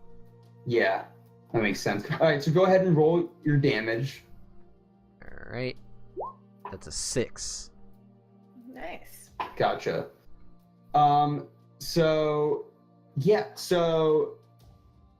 you throw the spear and it manages to hit itself right in the middle of the 3 people trying to bat away this mad pelican, and it kind of splinters off, and parts of the boat start to catch fire, and like some of their clothes catch fire, and they kind of like you see like there's like this big like muscly dude with the ponytail, and he's like batting away the fire at his like office clothes and stuff like that, and the other 2 dive into the water as their little life raft boat catches fire. Cool. Yeah. Nice. So Nettie, what are you doing right now too? So they've just dived underwater. They just dived off the boat. She's gonna play that really fun pool game you play when you grab people's feet and yank. Oh god, I'd be shitting myself. It's the middle of the night. I'm in the water. Something that I can't see is yanking me under. I'd be panicking so hard. Is that seaweed? I don't know if it was seaweed. No, that was a hand. It's on my ankle. Like, All right. 9-year-old Heather made a mistake of reading this horror story where the main protagonist's name was Heather, and in the end she gets dragged down into a lake and drowned, and it was not a great idea for a 9-year-old. Just makes me think of that Are You Afraid of the Dark episode. I am not familiar. It was the one where some girl drowned in the school's secret pool that they closed off, and it started crawling through the sewage and the water thing and started drowning people. It was scary. Why would your secret pool still have water in it? I don't know. Why don't you ask that poorly designed high school that hid their secret pool behind a locker? Of course. That's like the trick you tell like the freshmen. They're like, oh yeah, there's like the pool behind the locker. Where this girl drowned and died, so they closed it off. Spoopy. It's like, what the fuck are you doing? Stop it. Like, come on, writers. All right. I guess Liam is just Watching. Yeah, Liam's just kind of chilling right now. trying It to was make like, sure, I have no range. trying to make sure everything's going all right. That's it. Finnegan kind of leans over and he's like, do you know what's going on? Things are going well. Fire. That's That's kind of what the happening. question. Fire. Lots of fire. Right. Fire. All right. So, Lots of fire. so Nettie, why don't you, or Pi, why don't you roll a hack and slash for me? So you're rolling plus your strength. That's a bad score. Since you're trying to drown people. Oh, I miss. Ah. More experience. You're gonna level up a second time before I get there, and I was ahead of everyone. Hooray. How much XP do I need? 9? Yep. Yes. 4 more. Oh, we're tied now. Wow. Flamewalker, what are you at? 1. Yay! I mean, I'm level 2, but I have 1 XP. Right. I am a whole 8 away. I keep getting 7s to 9s. So yeah, so you try and pull. Which one are you trying to pull? There's there's the girl is in the water, and there's like another guy who has Not ponytail dude.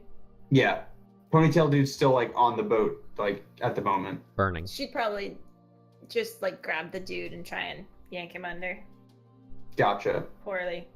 Yeah. So so it turns out he's actually a really good swimmer, and as you're trying to like pull him down, he like kicks you off to the side and kind of like manages to, you know, sneak out of your grasp. And so yeah, he still doesn't really know what to do right now because he's still like in the water, but you're not like he's definitely a strong swimmer, and he's making his way towards the island.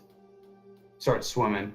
The girl starts swimming as well. The guy, eventually the ponytail guy, looks like he dives off into the water with a couple burns on his skin, and they all abandon their poor The raft. burning boat. Yeah, several burning boats. How is the bigger boat looking? It's currently like drifting downstream ablaze. Pretty good. Yep. Now it just needs to ignite their gunpowder. Is gunpowder a thing? I don't know. Is gunpowder a thing? You tell me. Is gunpowder a thing? I feel like if we have pirates, we have to have gunpowder. Yeah, there almost has to be some kind of. I imagine that gunpowder is actually a creation of Salamander. That makes sense. Yeah. Sure. So why don't you Being- like describe that a little bit for us? So like what exactly like is it? It's not gunpowder per se, like is the way we know it then. I mean, I kind of imagine it is similar to how gunpowder is that we have. It's something that's mined up from the mountains. And the Okay. Salamander people probably are not. They very sparingly will sell it to outside sources. I imagine these pirates probably got theirs through theft of ships that may have traveled downriver. Mm-hmm. So it's probably a precious commodity for them. It's for the Salamander people. It's probably like whatever. We have it. Right. So that also begs the question: are there guns and cannons and stuff like that as well? So cannons definitely, because that's like pretty basic stuff. Guns are a step up. Yeah, guns are a bit iffier. I would say that there's probably very basic stuff like flintlock pistols or like musket. Gotcha. You 'Cause should. But like the early ones where it's almost no better than an arrow. It's the you have to front load it, pack it. Mhm. Yeah. Mm-hmm. If Gotcha. you really want to make a weapon that's going to explode, you should craft a gun with your fancy hammer. That sounds like a really bad idea because if it makes would you want to take kill other things, it would forever. just whoop. No. Wait, Please don't. wasn't that exactly what we wanted to happen though We to should've the just been pirates? making guns. Well, yes, for Yeah. the pirates though. It would have took forever. Oh, it would have taken so long, especially because Flamewalker is 16. He's a youngin. Yeah. He's familiar with medieval weapons. I don't think he. I imagine backstory-wise, he has seen regular weapons, swords and bows and shit like that. He probably is not as experienced with guns, so it would probably take him a few tries before he can make a functioning one. Time to train Flamewalker on guns. Is Yeah. okay. Question: Okay. Is multi-classing a thing in Dungeon World? There are okay.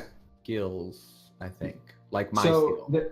there are skills that allow one to take up other like moves from other classes. There are also compendium classes. So I have a couple of them, and so I'll just give you an example of what like a compendium class would be. Let me just pull one up that I have. Okay, so like this one is called Delver. So you can become the Delver essentially when you reach the lowest level of at least 2 different dungeons, and then you can get the moves for the Delver. And so it has its own starting move, and it also has its own advanced moves. Like as you would level up, you would be able to take either your own like class moves or like one of the advanced moves from the Compendium class. Gotcha. Yeah. So I have a couple of those, like just that we could use if they ever would come up, but those are more of things that like if they were ever to come up, like surprise, you can also do this too. Okay. Yeah. All right. I was just curious. The educational Twitch stream, obviously. Educational, yeah. And now we have guns in our universe too. That is now canon. Well, that's why I asked, because if there's like a gunslinger compendium thing, that would be pretty interesting Right. for Flamewalker. There is actually just a straight up playbook of a gunslinger that I know of. That's pretty cool looking. Like you get to craft your own like magic like gun weapon basically. But yeah, maybe we can kind of like We'll talk about it eventually off down stream. the road. Yeah, we can kind of work something into it. All right, we'll talk about it. Cool. So, anyways, back to Yeah. the game. Has anyone reached the shore yet? That is what Liam is waiting for. I would say it probably takes them a little while. It's going to take, because there's definitely strong swimmers, but also Nettie trying to stop them. Like, what do you?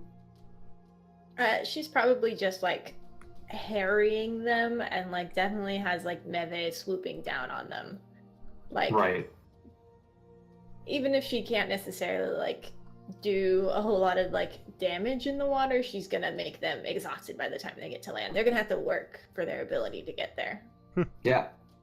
Sounds good. So yeah, so they definitely like they managed to make it to the island, and they all kind of like collapse upon the shore, and they are taking like deep breaths of air, and As So, a yeah. bird squawks Sanctuary- and yells at them. Sanctuary goes off, I'm guessing. If they're with malicious intent. right. That's what I was thinking. So I think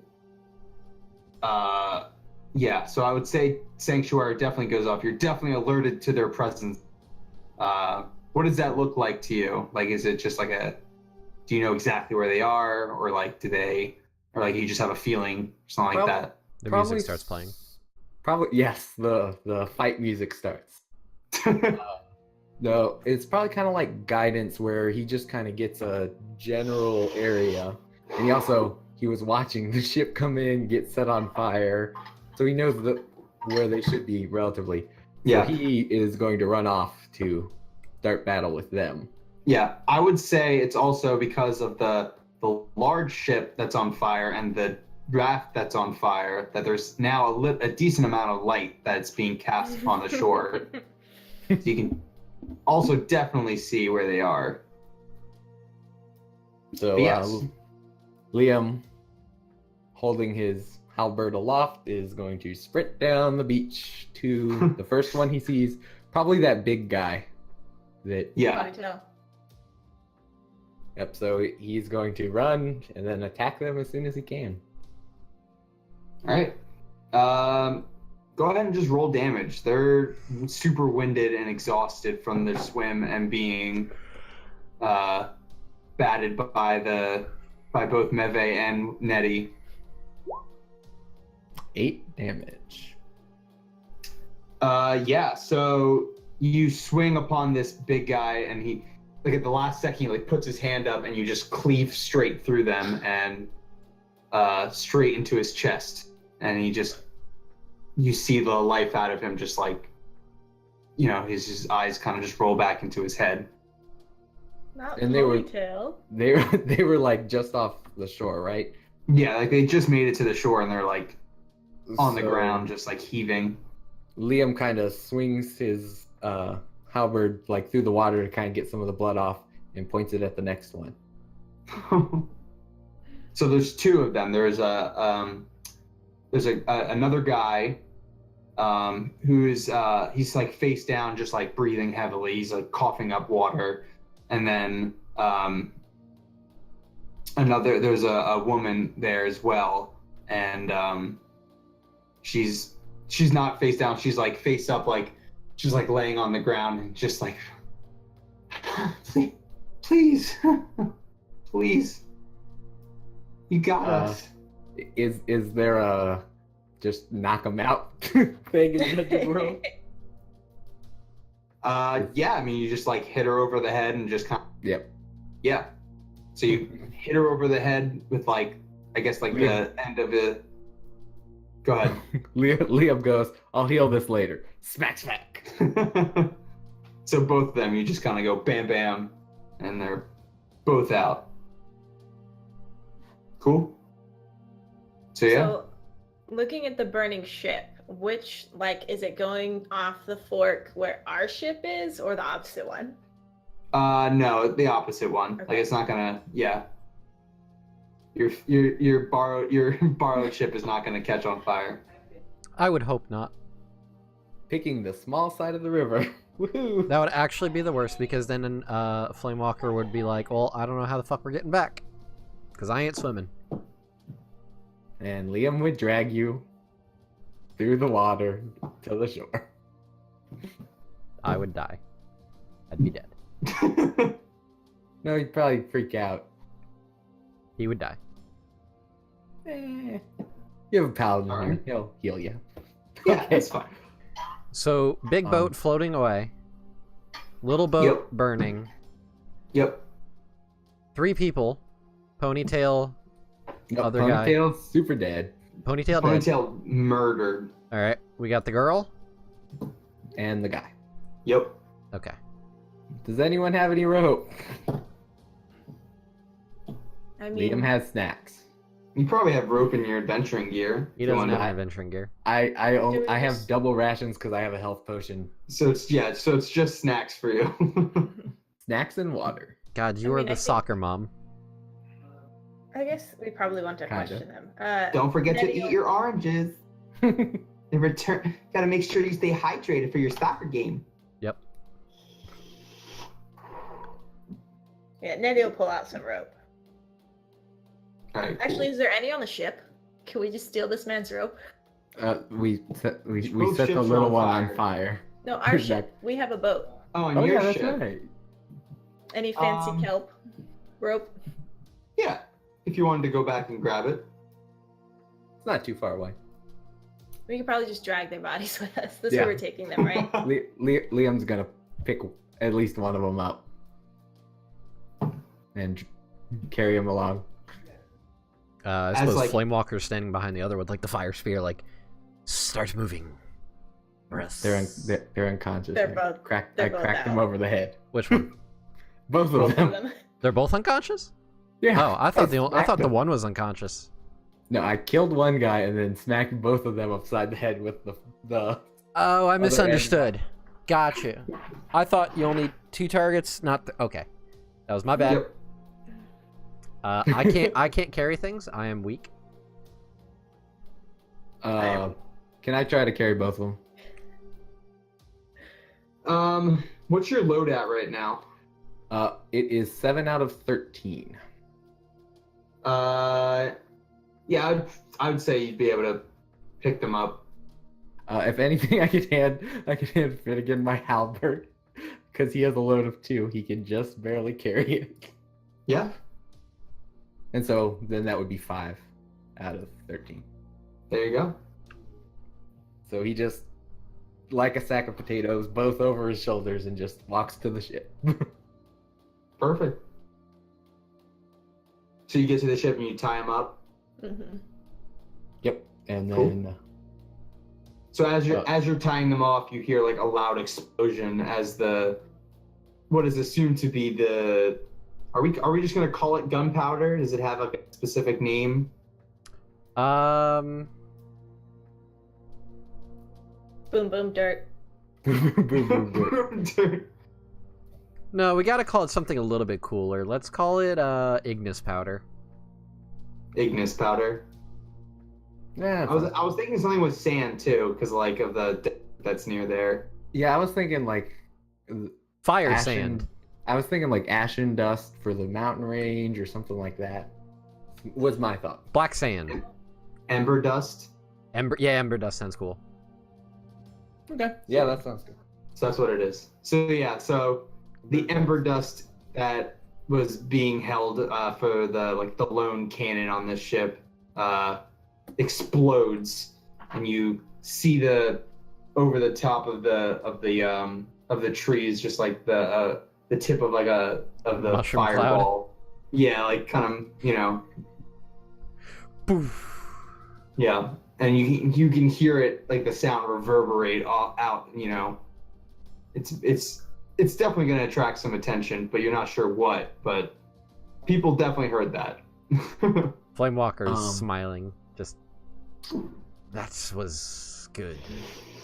After we've tied up the two people, while still in the edge of the sanctuary, Liam is going to heal both of them with What? lay on hands. Boo. After they're tied up, so they shouldn't be able to get out. We tie them up in the boat. You grab them, drag them back to your sanctuary. No, actually, if I leave it, but I figured the boat would be the cutoff where I would have Okay. stopped. That's fine. We'll allow it. Okay, so roll So yeah, lay go on- ahead. I don't know how much damage they took, so this could be bad for me. Oh, no, straight up miss. All right. What happened? So yeah, mark an experience for that. Woohoo. Your god says, Dang, you're "Fuck ahead. you. These are bad guys." Yeah. What you gonna say something? Well, if it doesn't work, he's going to try his new spell, Cure Light Wounds. After whatever happens. Because I think you get to do something now. Yeah, I do get to do something now. Yeah, I kind of actually. It's funny. I actually like that. Like, Fortuna doesn't like that decision to to heal them, and Denies me what I wanted. yeah, basically, like I'm trying to think of Let me just double check something real quick. Do.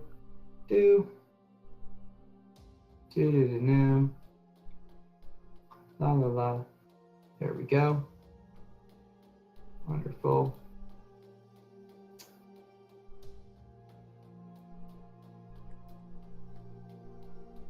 All right. So,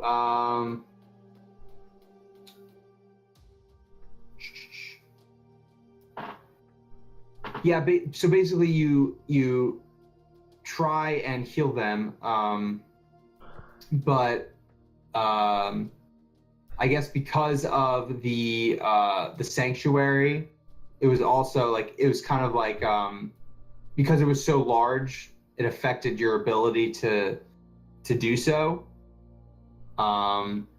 Instead of a bonus to healing, it just took it away. Right. Yeah. Yeah. Basically, just doesn't. Yeah, like just doesn't work. They don't actually like heal anything. If anything, actually, oh, I like this idea. This popped into my head. Okay, so so you feel one of your scars knit back into your skin, and a similar scar appears on to both of them. Oh.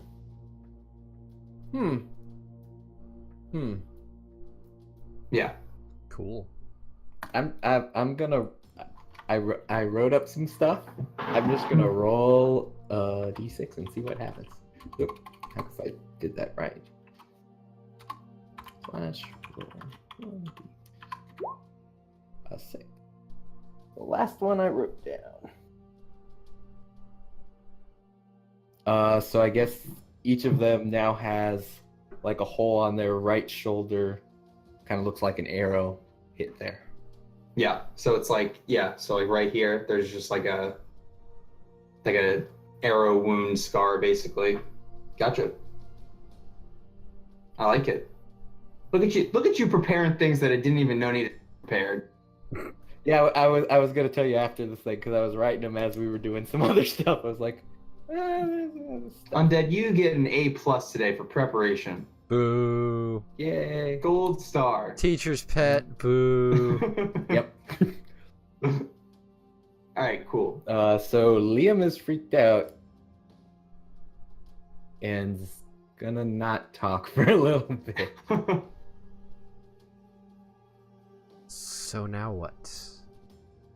Why don't we just kill these two and then be on our way? Finnegan like laughs and is like, yeah, what about that? And like kicks one of them.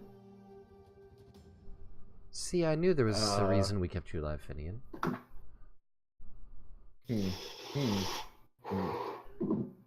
I mean, I do think that Crap. these probably aren't all the pirates, and we don't know where their home base is. I think if we deliver them back to the mayor, they can maybe interrogate them, figure out other information they might need to know, fight back against them more. So I think that's probably our best course of action.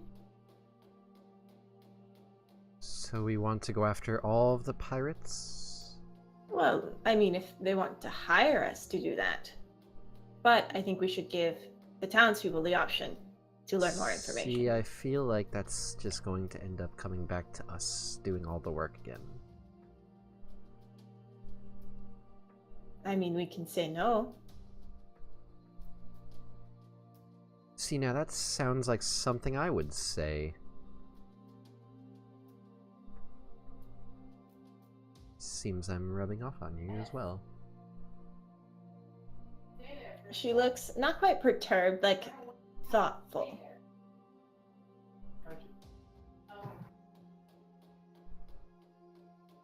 Is this agreeable, Liam? Liam kind of glances up. What was just said? Like, are we taking them to the thing? That was what was said, not the killing part, correct? Yes. Okay. Liam just kind of goes, that's okay. Literally like that, stuttering and kind of, he's not sure. Okay. Are you okay over there, Liam? His hands are kind of trembling, and he's like, yes, everything's fine. And he's going to start moving them onto the boat. Insight roll. No, that's not a thing. I mean, I feel like we know that he's... It's pretty obvious he's lying. No, not gonna feed. Yep, he's working on getting them up onto the boat. Flamewalker very awkwardly tries to get back in the boat. He probably does that thing where like he leans backwards and then like flops onto his back and then has to like pull his tail into the boat. And then he probably Liam. at like the very end, like trying to shove it in. Liam helps him. All of He's us just lifting this tail. Pretty much. Finnegan is just like laughing at all this. It's like trying to pull an eel onto the boat. You go fishing, you catch an eel, it's just...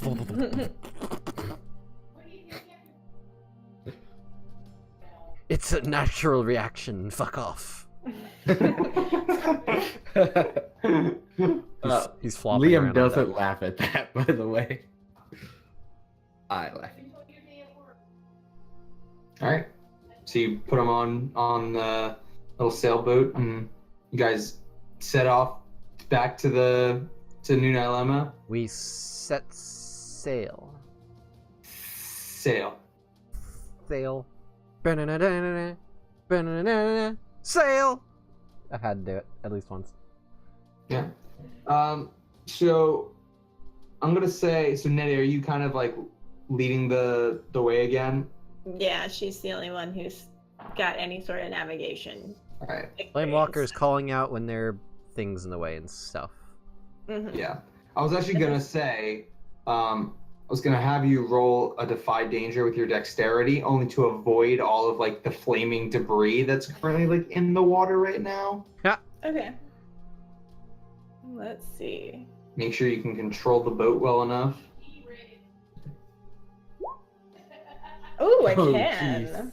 I very much can. That's a 13. Yeah. So Nettie looks quite at home back on the boat and is able to, finesse the rudder and the sail to kind of like make things work out perfectly. Like you weave your way through Snake. the burning debris as you pass the ship that's kind of like half sunken into the water at this point. Yeah. See you Meve at guys. this point. Meve at this point is just like sitting on the boat. He's not flying around anymore. It's bedtime. So he's like, just like plopped down. It's like, nope, I'm done. I did all I could. I did so much work for you guys. I was whacked pain in the the ass as bounty usual. guy. I did it. Cool. So yeah, so it's gonna probably take you till about morning-ish to get back to New Dilemma. Oh god. All nighter. No. Yeah, sleepy boys and girl. Get But back yeah, to so the you- docks. Make it back to the docks. And people are... Seems like there's more people out this morning than there normally would be.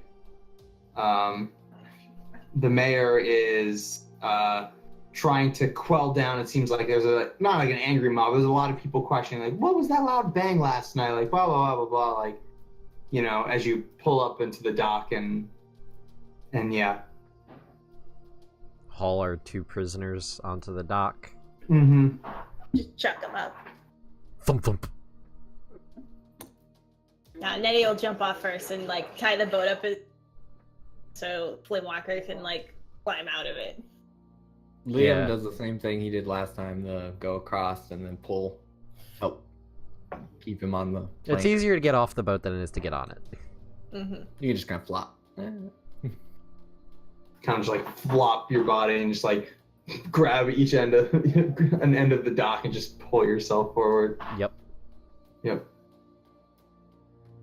So, Randolph spots you guys as you arrive with these 2 roped up prisoners, essentially.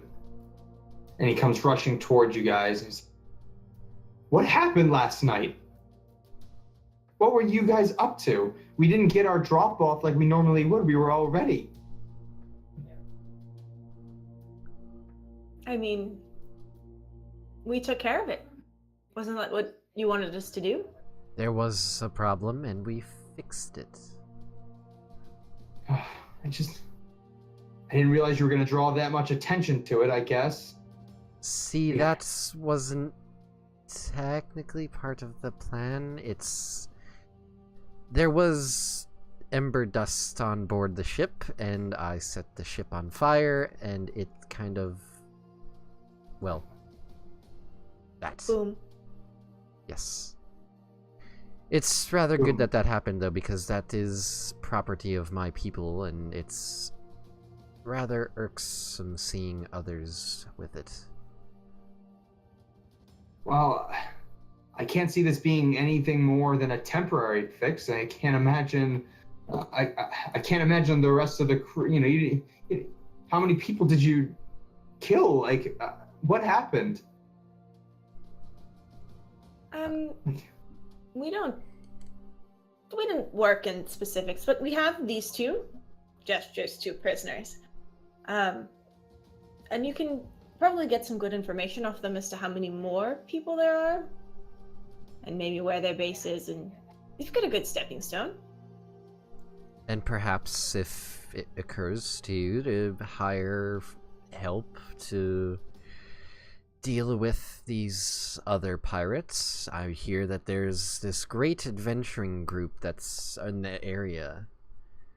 Might be able to help for increased pay. Kind of looks at the 2, points to the guy with the long hair. Oh, we Says- killed that one. Well, no, there's the guy with the ponytail. There's the Oh. other guy. Okay, we He have also has ponytail and long long hair. hair. Sorry. Yeah. Okay. Well, that one's Pellin. He he was the, I guess, main enforcer of the area. He dealt with us in other surrounding steadings and towns. He definitely has a direct link to Cheverall. Gesundheit. Isn't that like goat cheese? that is me laughing, not. Do you humans consume the milk of goats? That seems repulsive. Nah, goat cheese is delicious. That sounds awful. I was gonna say it. We'll pick some up later. No thanks. Does Liam know Cheverall? I don't know. Why don't you spout some more for me? Holy crap! I have a negative. I rolled double sixes on that. I have a -1. So smart. Yeah. So you know that Cheverall is he is the leader of this of the river pirates in this area, and you know that he is notoriously good at getting away with just about anything. Like he's managed to pay off all the right people. So yeah. How do you know this though? Is he the one I saved? Is he? I think he has to be. Sure. It's the only way I would know it. Yeah. So then there you go. So you saved Cheverall once. Maybe at one point he was lieutenant, but the leader of all the pirates.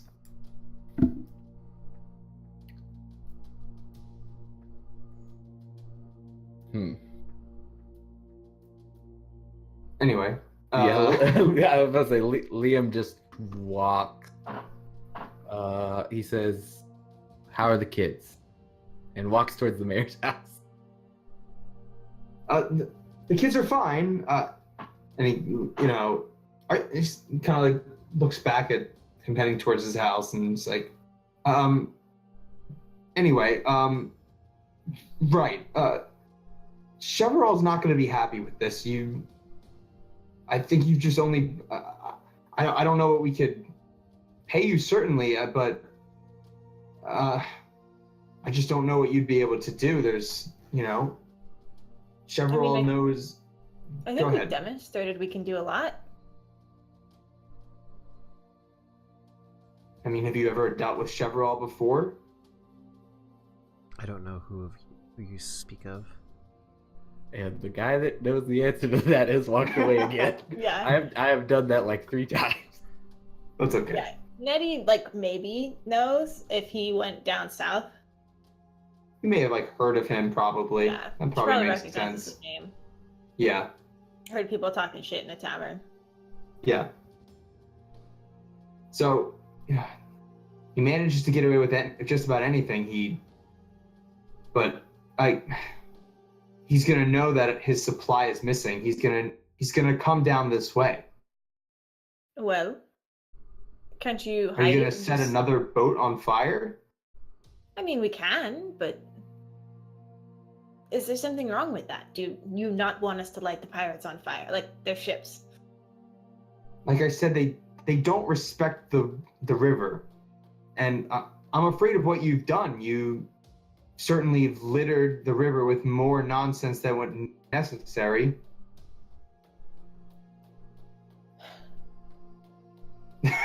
That's just Nettie's just like, okay, this dude. Okay, well. No, I got nothing, and she's gonna follow Liam. I guess we're all heading towards the house at this point. Just ignoring Randolph. It sounds to me like maybe it's best if we just leave then. Seems like our help is unwanted. Wait, no. He comes chasing after you guys. He's like, We're playing hard to get. oh, I love it. It's working. I'm scared. I I'm scared. There's nothing else to it. I'm scared. I'm scared for Penelope. I'm scared for my people. If you were to rid this river of Cheverall, I don't know what we would be able to do to pay you for this debt.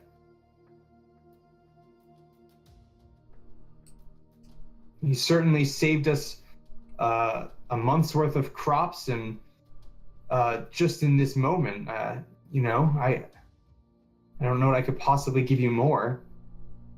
I mean, we don't need everything you're going to give them. I think you worry about Penelope, but you aren't working to create a better world for her.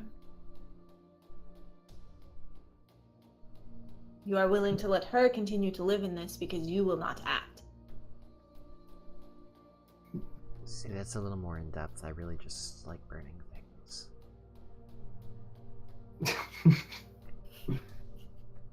Getting a little too deep for me, sorry. It's okay. A little bit of culture shock. It's Too deep for me. It's very different. No, you're right. I'm sure that we could come up with something. I mean, we don't need the moon. But if A you little could bit of give gold. us the moon, that would be good. I don't know. We don't. The moon is very large. That would be really cool, though, if we had the moon as a I mean, thing. it would mess with the tides, which is not ideal. Yes, and then we can see the world burn. I mean, No, do you know what you would see, Flamewalker? The world flood. no. It's You the make it opposite go of what you down, want. not up. That's not how water works. I don't understand. The water anything. has to go somewhere. So Randall what was if just we like it could go watching you somewhere two else? have this side conversation. Make it go somewhere else. Where? So how are the kids? Kids We're- are great. we're They're having this playing They've conversation. been playing that clapping game that Nettie night long. Where they Try slap it. the shit out of each other. Yeah. Liam There's just a kind couple of bruises on them just from playing a little too rough with each other. But other than that, they're fine. they seem happy. Yeah. So Liam just kind of stays outside the house, just kind of thinking. Sitting on the Is- front steps. Is Finnegan with you? Did he follow me as I walked out? Because I did not do anything. I would probably assume so. It's probably stuck to your side for the moment. He's like, Yeah. Sits down next to you and he, what happened back there? Yes, I wanted to make Liam open up. Yeah.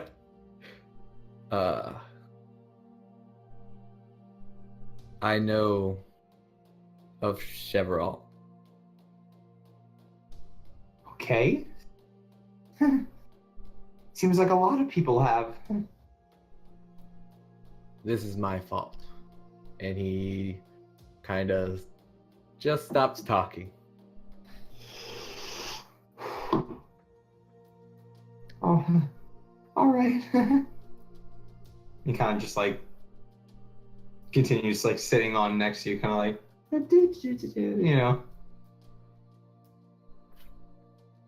All right, pan back to Randolph and Flamewalker and Nettie. See, but what I'm saying is, if we had the moon, we could create this moon base. Wait, create a what? A moon base. I'll call it Moon Base Alpha. Moonbase Alpha. Okay. Yes. I think we're getting a little off track. Don't you think? Well, listen, you promised the moon, so now I'm trying to debate. She promised you the moon. Well, I didn't. No one promised you the moon. Yeah, we promised the opposite of that. We promised no moon. I feel deceived. This is unacceptable. I demand Should- recompense. You should pay more attention. I can give you, and she looks around, stoops down, and picks up a rock. Says, "Here, What it's is a this? mini moon." This I is a said pebble. it's a mini moon. A mini moon. That's not how this works. Mini moon. This is And a I rock. imagine this is the conversation that like we walk up on Liam with. Right. See, Nettie see, whispering, no, see, no, see. This one is here in my hand. That one's in the sky, like it's he takes it and up chucks there. the pebble in the air. no. See, because now it's going to come back down. See, I want that one in that big blue sea in the sky sort of thing. Is that a sea up there? Is Do you there think- water in the sky? I mean, that'd be really interesting. You know what? Never mind. I don't want the moon if it's in a sea in the I sky. feel like that would terrify you. See, I don't like this now. Never mind. I'm not letting this conversation stop. I just hope you know. I'm just gonna let this continue.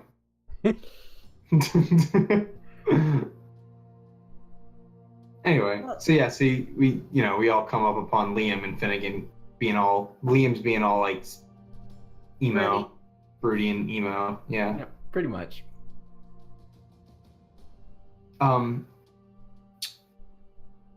So yes, payment.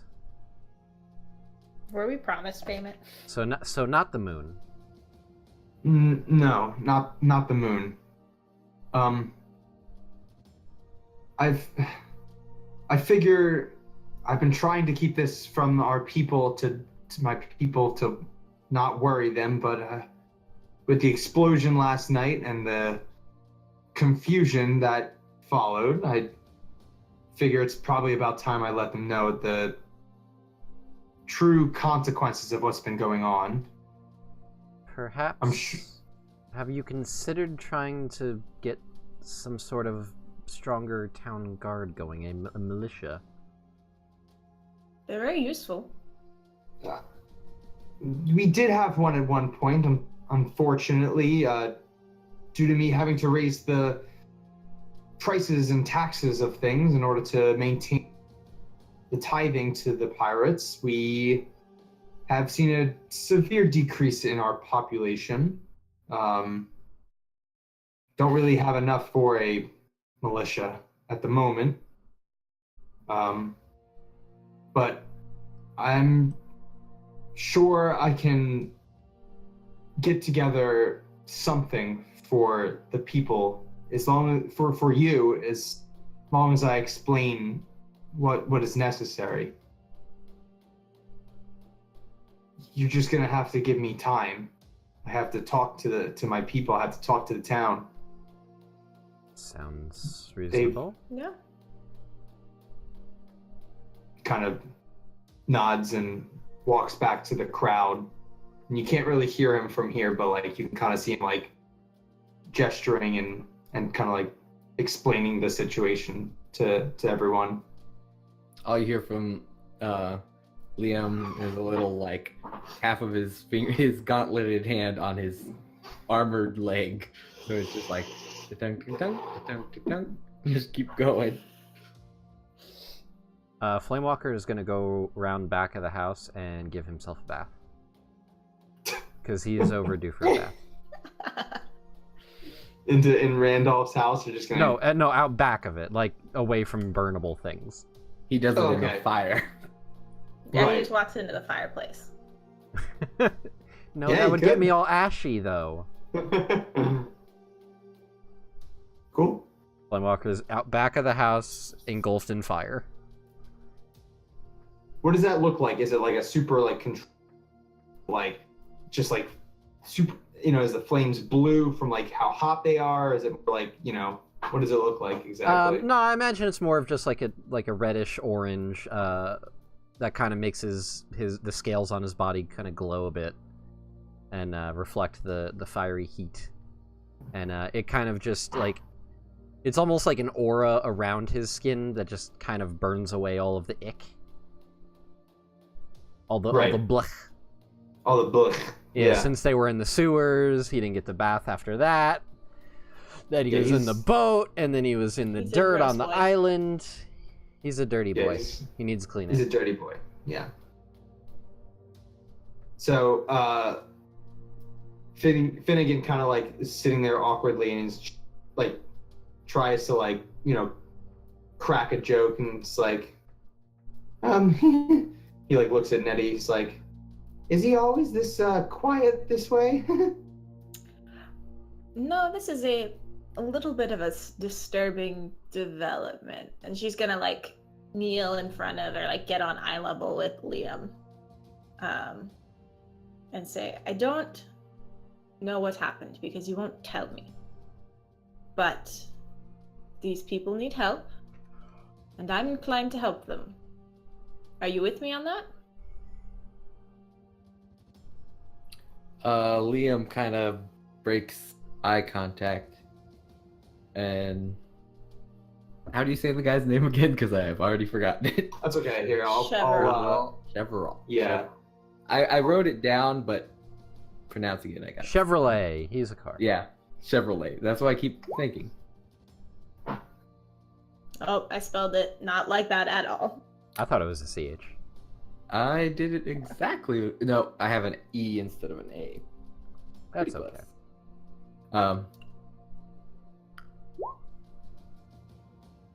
Chevrolet. Chevrolet. Yeah. I'll take a Corvette, please. Please. Chevrolet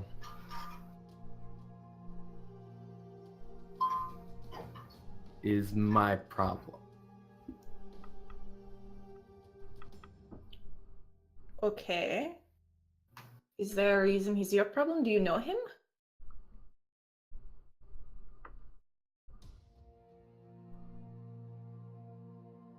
Liam. Again, he says, it's my fault. I'll take care of him. And he goes back to tapping his fingers on his knee. Just kind of zoned out a little bit. Then he kind of lets out a huff. And then she's going to stand up and she's kind of thinking. But otherwise not doing anything in particular.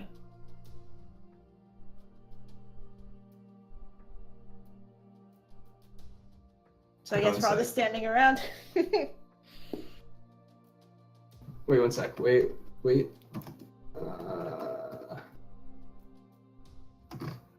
So there we go. Perfect.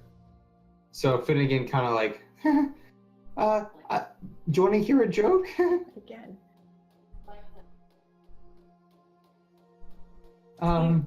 Liam, knock knock. Is it just the rapping on his knee? Who's there? Cal says.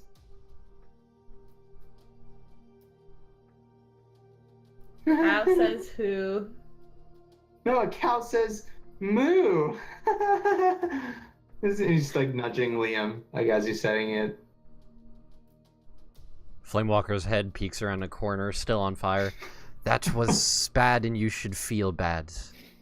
And then the head just moves back. Liam kind of stops tapping his leg, but he's just still kind of sitting there. He looks Possessed. angry. Very angry. Not he has looked angry pretty much since getting off the boat and hearing the name. Nettie's gonna keep an eye on him. So Randolph makes his way back, and he has the male prisoner now. He's kind of like walking him. He's awake, a little groggy and kind of out of it, but he's walking him up to you, and he kind of gives him a push towards you, and he says, so this is Pellin, as I said. He'll be the man to help you out.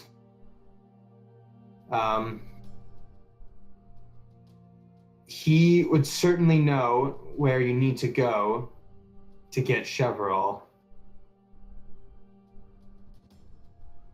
And Pellin has his head down, his hair is over his face and his eyes and everything.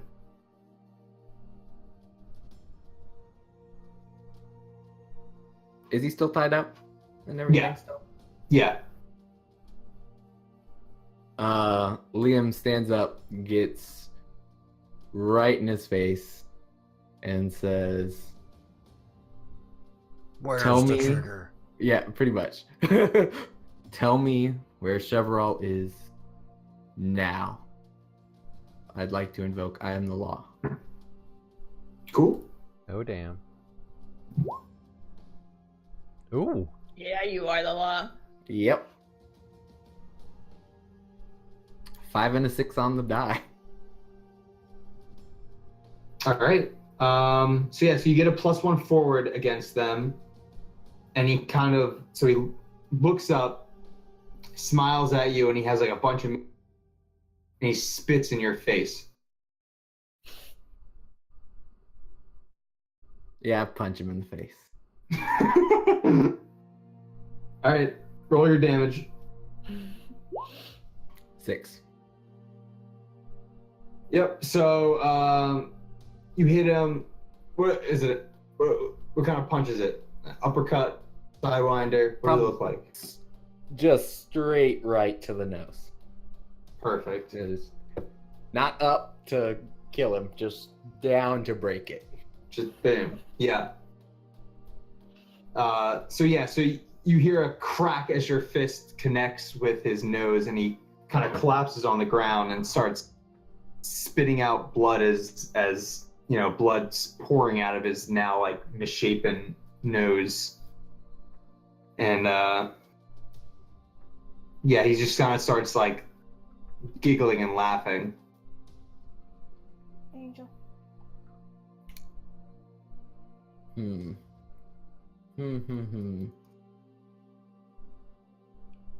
Darn, I wish I kept cause fear at the moment.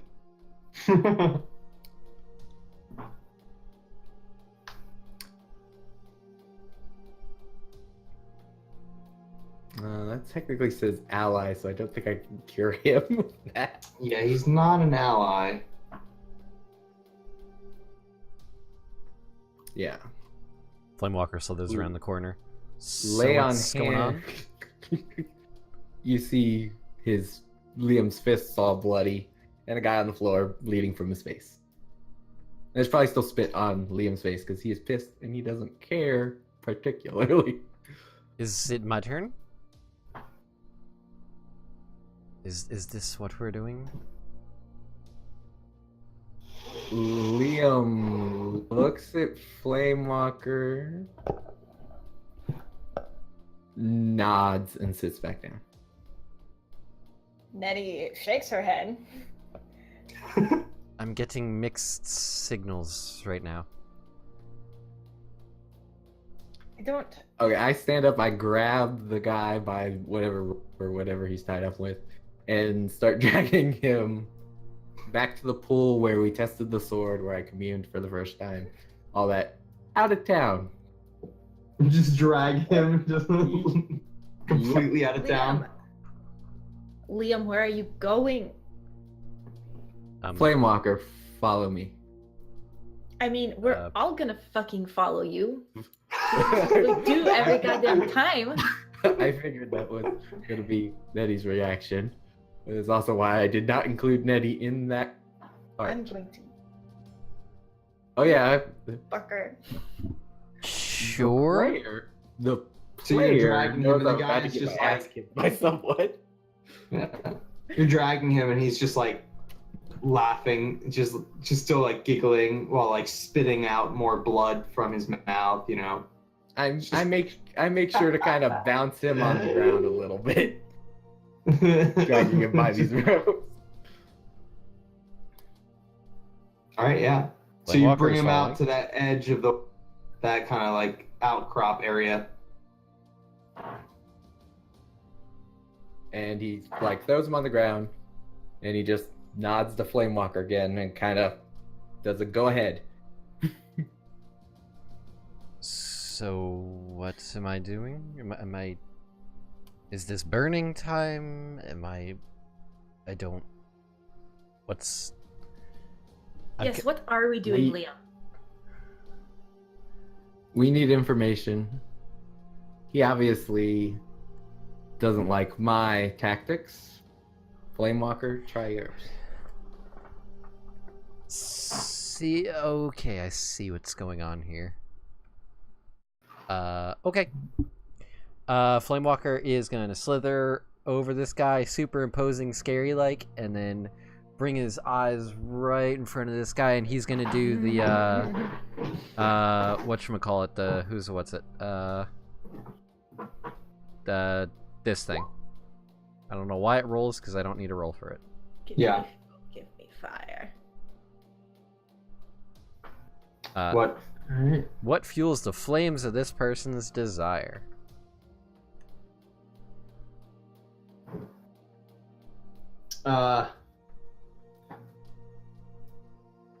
Hmm.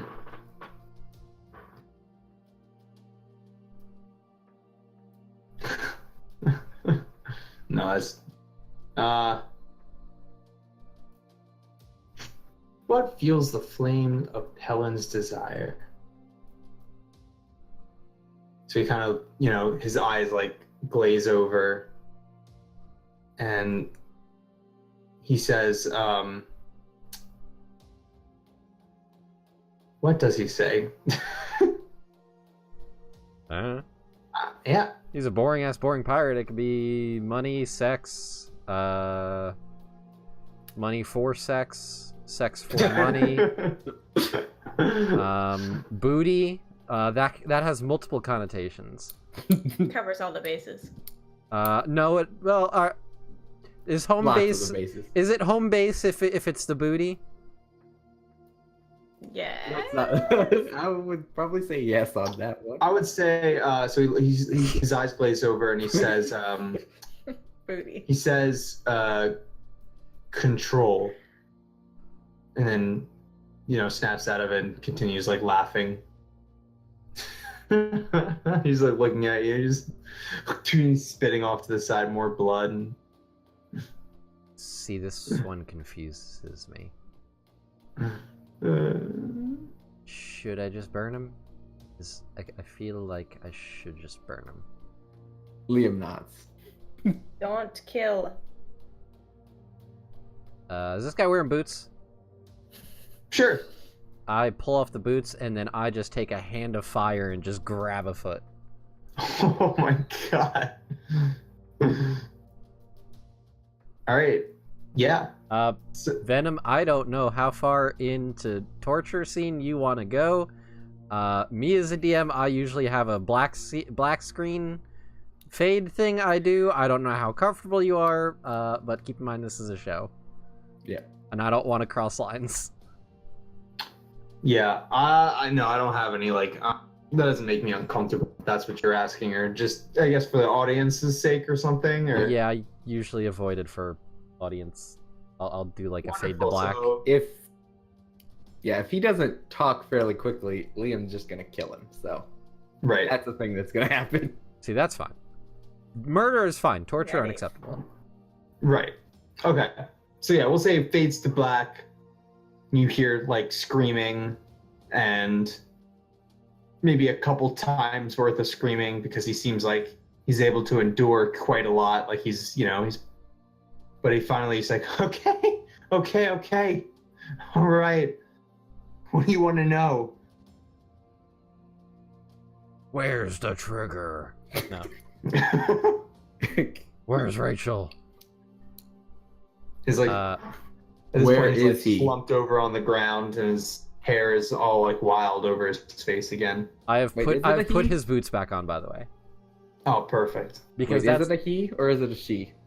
this. It's a he. Okay. Yeah. I- Long haired dude. oh no. Chevrolet.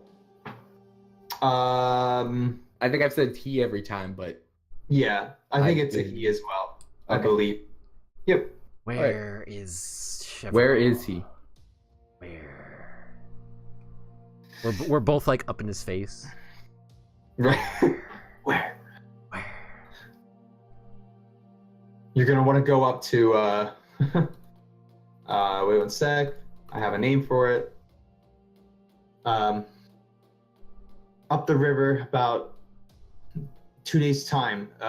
It's a place called Butcher Sing. We've been there for a while. It's just, yeah. That's where he's at. That's where we've been basing off our comings and goings. See, that was much easier.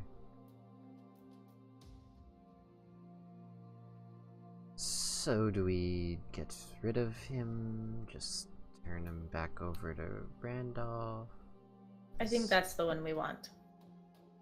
I'm good either way, so... Liam grabs him and starts dragging him back to town. Okay, this is a thing we're doing. Alright, so we're just... Alright. Again, with the not talking. All right. So where do you bring him back to, like, Randolph's, like, house, or like the town square area type deal? Town square, and then go get Randolph. Right. Not bringing it to the children. Not the poor children. Yeah, pretty much. Not the Yeah. gumdrop button! Not the gumdrop buttons. Yeah. Not their virgin eyes. We don't want to spoil any of that. Nope.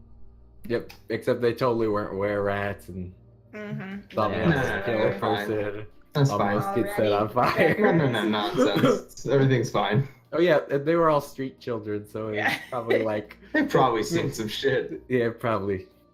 They're happy now. Happier, at least. Right. As we're making our way back...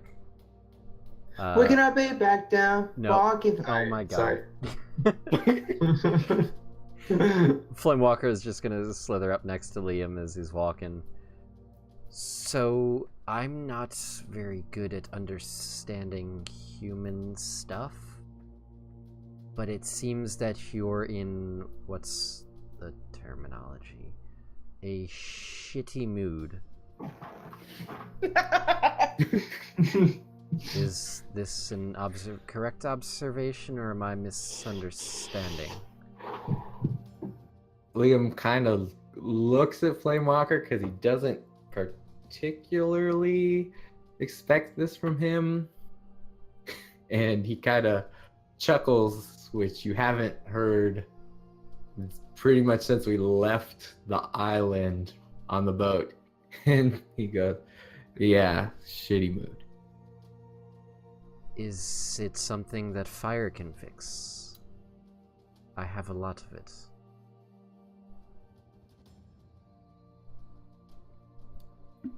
If it's used to kill Chevrolet, yes. See, that's easy. Or hopefully easy. Liam kind of chuckles and goes, I hope so too. And then he kind of stops for a second. Goes, I hope it's a little bit of a fight. He just keeps dragging the or No thanks. walking to the door, whichever part of that I'm on. Right.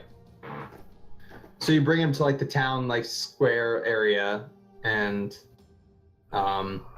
fetch Randolph. I mean, he looks at the guy like super messed up now. He's like, kind of eyes you three, and did you get did you get what you needed to know? Yes. We know where to go. Good. My people weren't too happy with the fact that I was keeping everything from them, but they understand the necessity of an act like this. We've managed to gather up what we could, and you know, I hope it's enough of a reward for your time and for your actions. And he has like it's like another like kind of like bag that they seemed like they passed around. It's like a random bag that they found, like almost like a sack for like potatoes, and it's like filled pretty decently with coins of varying value. Seems like a good deal.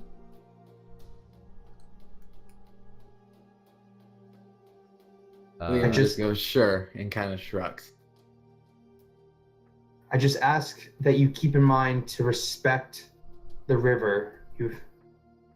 We've already seriously damaged, seriously polluted the river with the ship explosion, and like I said before, we're simple people. Fish is our nature. We must ensure that stays the same. That's the only thing I ask of you.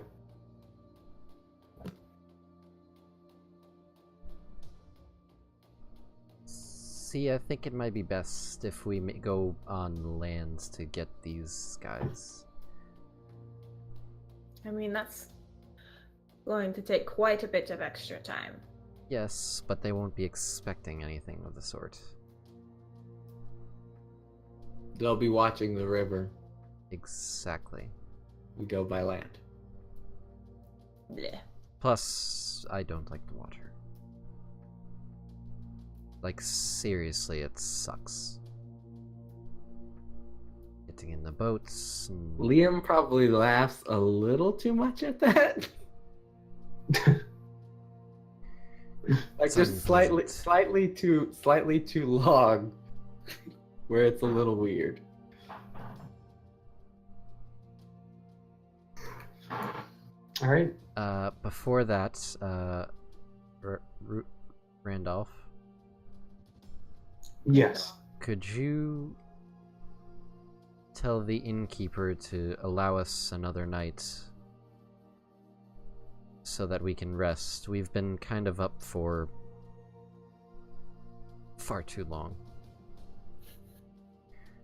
Yes, I'm sure that can be arranged. It shouldn't be an issue. I need Any kind of- sleep. Lead you guys to the inn. And I think that's kind of like where we can end things, kind of like roll credits for now, so we can do our end of session goody stuff. Hooray! Liam's the new goth emo kid in the group. Yeah. How could pretty this much. happen to me? I've No, made my my mistakes. No, probably something more death metal at the moment. Oh, okay. Especially if I get enough to level up. I'm All right. definitely not going to. It's physically impossible. I only have 3. I think I can technically do it. All right.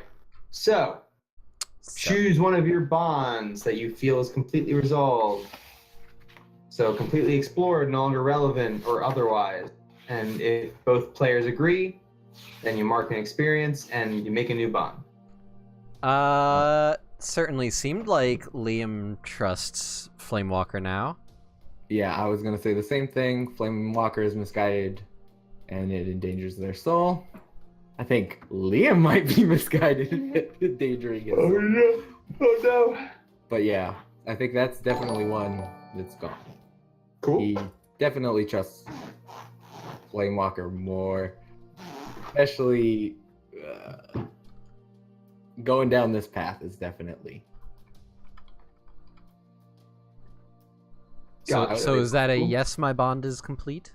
Yeah, and would you say the Flame Walker is misguided? He kind of totally just asked you to burn a guy. Which is kind of your thing. I don't know if Flamewalker is misguided or not. It's kind of you guys are the ones guiding him. Oh, I wait, mean, if if so it's- we're currently, done. then yes. I think he's a little confused right now. Okay, so we'll keep mine. Wait, do I mark experience for him clearing a bond with me? No. Okay, I was confused. Yeah. Yep. So, And Nettie is Flamewalker, very you get balanced. an experience point, right? And then you'll make an. You can do that now, or you can do that later. But yeah. And now that we did bond, Nettie or Pi, has any of your bonds been resolved? Part of it, but not really. I have Liam smells more like prey than hunter, and I want to fix that. I don't know. I I don't think he wanna- was pretty hunter there. I was about to say he's the only one that killed To someone Nettie, and was he going to feels- kill someone else. He feels more like cornered prey than like a hunter. Like he's very reactionary, or like Oh yeah. he's lashing out. He's not actively like hunting for like a hunting reason. He's just being an emotional baby. Well, Makes But sense. she doesn't. Did Yeah, it she? The only question is if she heard the conversation he had with either Finnegan or Flamewalker about. No, and I said it to you too. Yeah, you did. Going to kill Chevrolet. That Yeah, would be the and- only thing I throw out as a question of the bond. Because I mean, Liam's Like- going hunting. Kind yes of and literally. no. I think she feels that where you're like coming from is not from like you're reacting to it, similar to like mom rabbits will like fight giant snakes. Like that's what you're doing. You're reacting to a threat. You're not hunting something. Okay, I understand how your character would see that as Yes. reacting to a threat, because I haven't really talked Mm-hmm. about anything else. So what happens when you complete a bond? Just You make a new one with that person.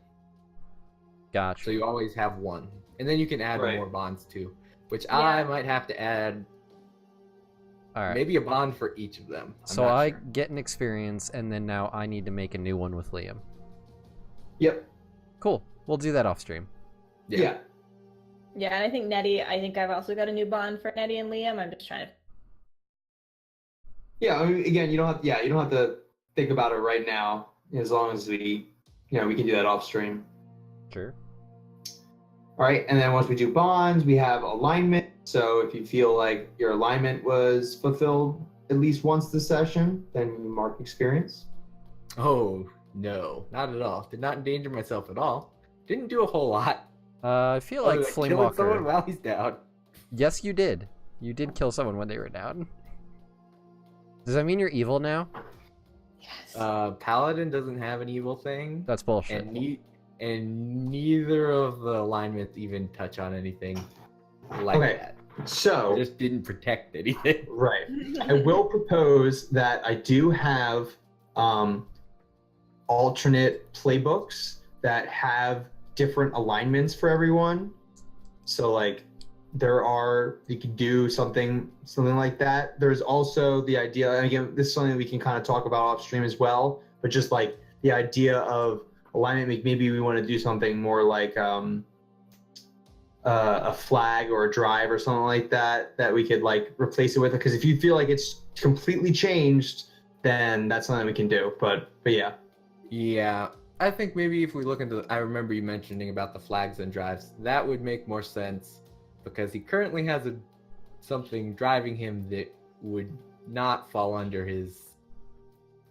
necessarily fall under his alignment at all. Right. But it's the main thing he's thinking about now. Right. So yeah, we can kind of talk about that. Okay. Cool. Anyone else do anything with their alignment? Flamewalker definitely has been doing his alignment again. Because his is chaotic, spread a dangerous new idea. I feel like he does that every single fucking time he opens his mouth. Mm-hmm. Cool. Hey, what if we just, burned them? What if we just, I don't know, killed them? That's acceptable, right? Totally. Yeah, I'd agree with that. Although those were all, in terms of the pirates, were all Liam's same idea. Nettie is where it's dangerous new idea. All right, cool. And then we answer these 3 questions as a group. So, did we learn something new and important about the world? Pirate captain.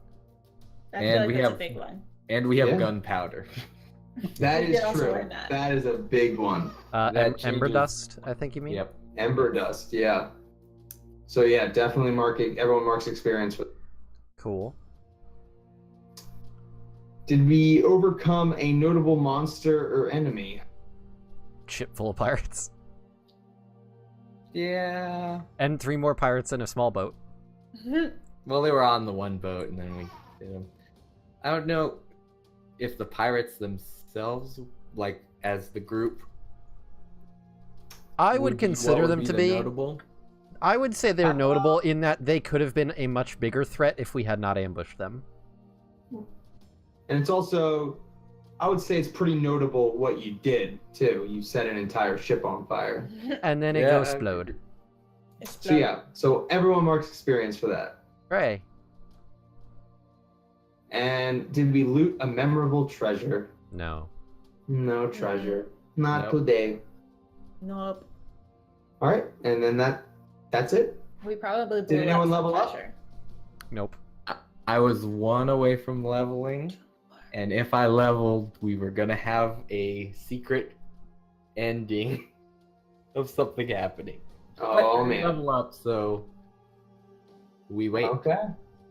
It's actually We- it's actually a mechanically wise a good thing I didn't level up. I will just say that.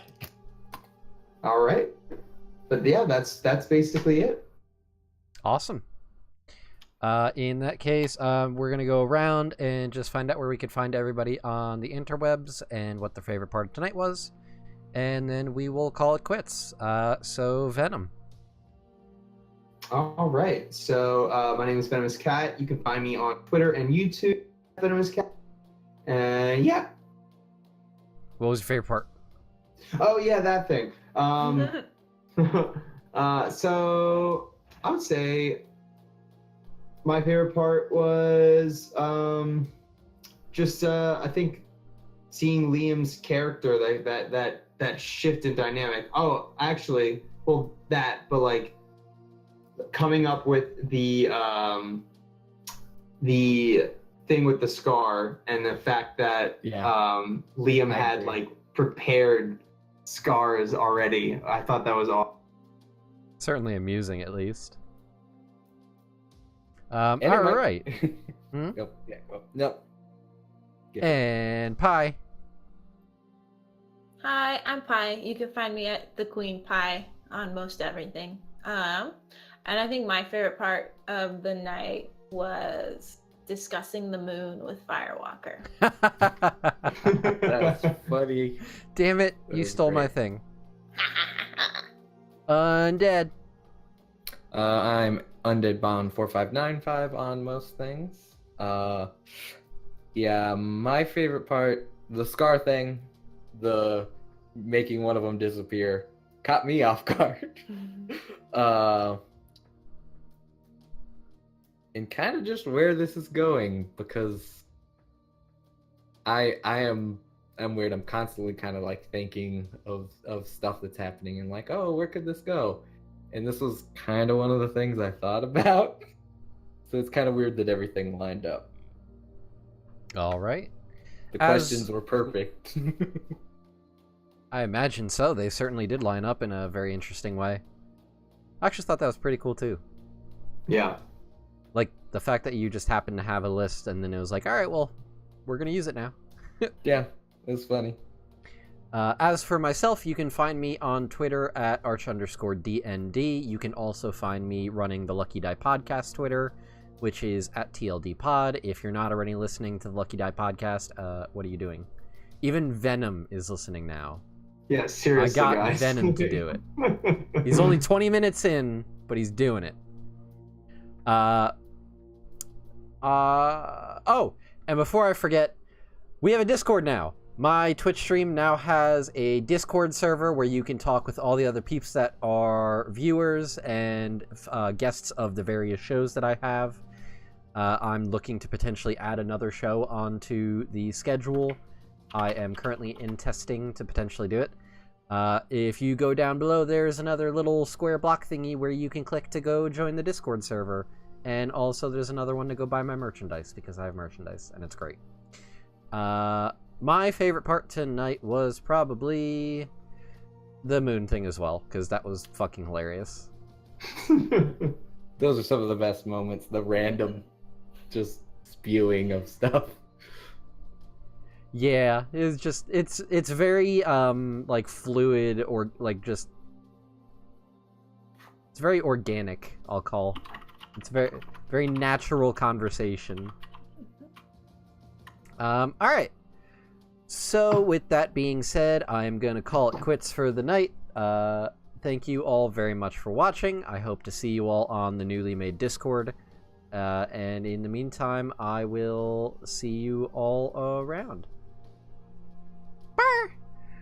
Bye.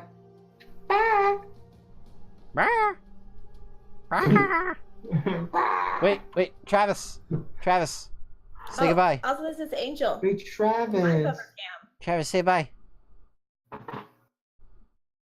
Travis is just laying there like, I'm tired, leave me alone. Alright, end of the stream. Sleepy puppers. And So many.